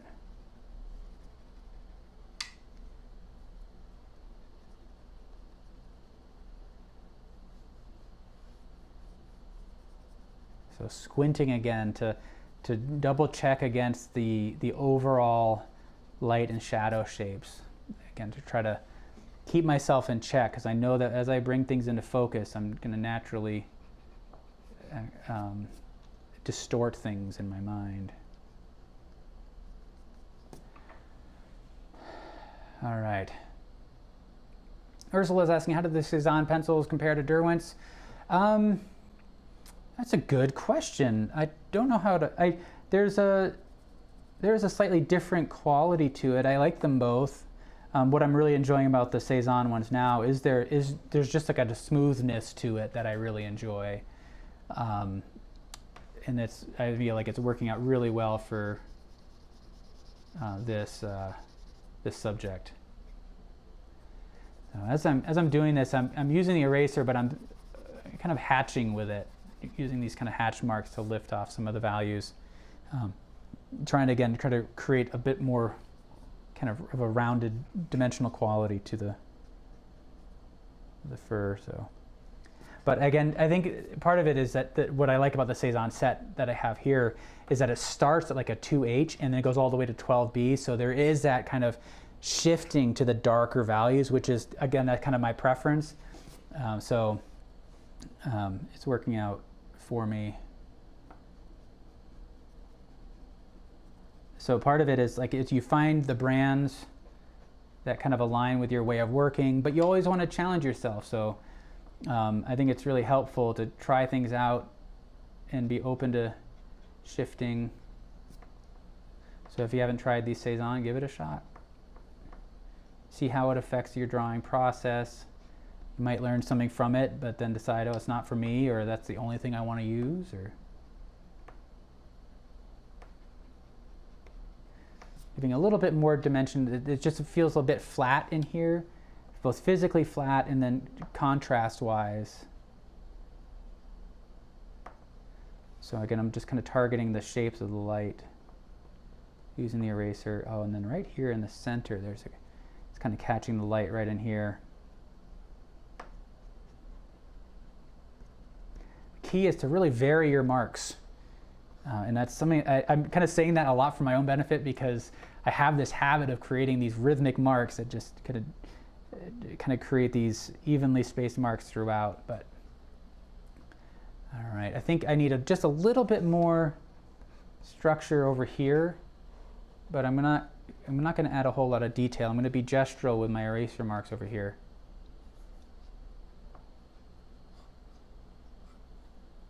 Have fun with the flow. So I'm just kind of targeting the general shapes of the light, trying to create some variety in the marks there.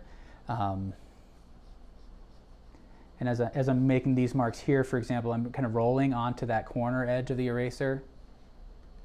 I can do the same thing here with this vanish eraser. Kind of tap, kind of rock it in your fingers, kind of just give it a nice kind of variety of different forms.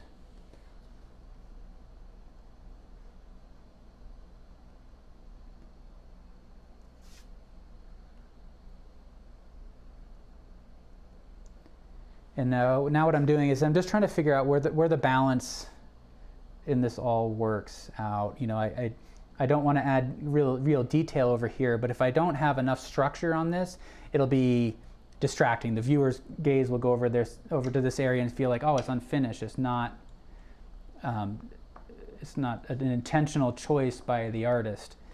So one of the ways to address that is to be focused on the shapes of light and shadow, and that type of structure, not so much kind of refined shapes and details, but making decisions based on the structure of light and shadow.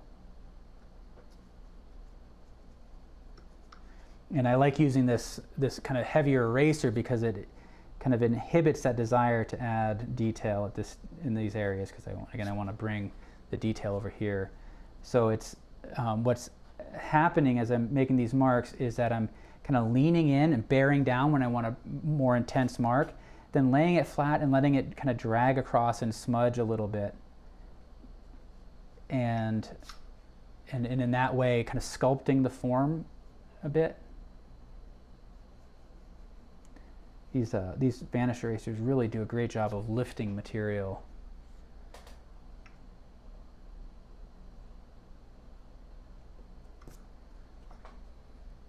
And so now I'm just looking at that transition. This feels a bit flat to me.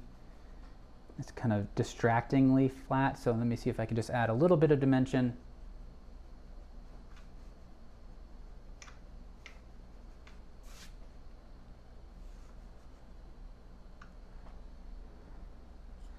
Actually, right in here, I'm going to pull out some of the light that's coming off that back leg just to give some structure there. Is this the 10B? There it is. Add a little bit of depth here.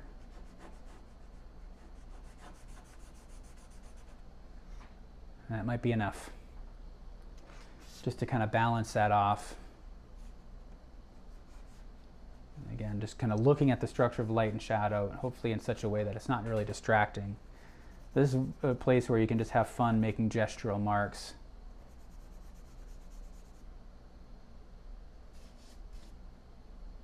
So just using my palm to kind of spread that out. You can see my hands get nice and dirty.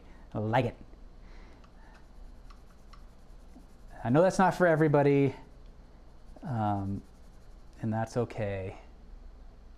If you don't like the feel of these materials on your hands, that's totally cool. Some people draw with gloves. All right. Well, I think that's where we are. Oh my gosh, it's already 3:11. I need to go. I've got other obligations. I got so sucked into this drawing, but I feel like this turned out okay. It's been a lot of fun. So thank you so much for joining. I'm just scanning through to see if there's any lingering questions. I'll hang out for just a little bit more to see if there are. But this has been a blast. We meet every Wednesday, 3 p.m. Eastern to draw together. I don't know what we're doing next week. I'm on the fence. I have multiple subjects, and I'm not sure what I want to do. So look for that. So go to artistnetwork.com. If you go to the Drawing Together page, there's the link in the description below. You can find that. You can stay up to date with the next subjects. You can go look through all of the old drawings. Each episode has its own show page where you can see the work that people have shared. So I'd love to see your drawings if you would like to share them with us, especially those of you. I am so grateful for all of you that show your work, and especially ones that you're not as happy with. If you've struggled with it, to put yourself out like that is really awesome. And I think it's really helpful and valuable to everybody. So I appreciate you all for doing that. Thank you all for making this an awesome show, and for helping me through these drawings. I like all the comments, so thank you so much. I'm going to sign off now. Have a great weekend.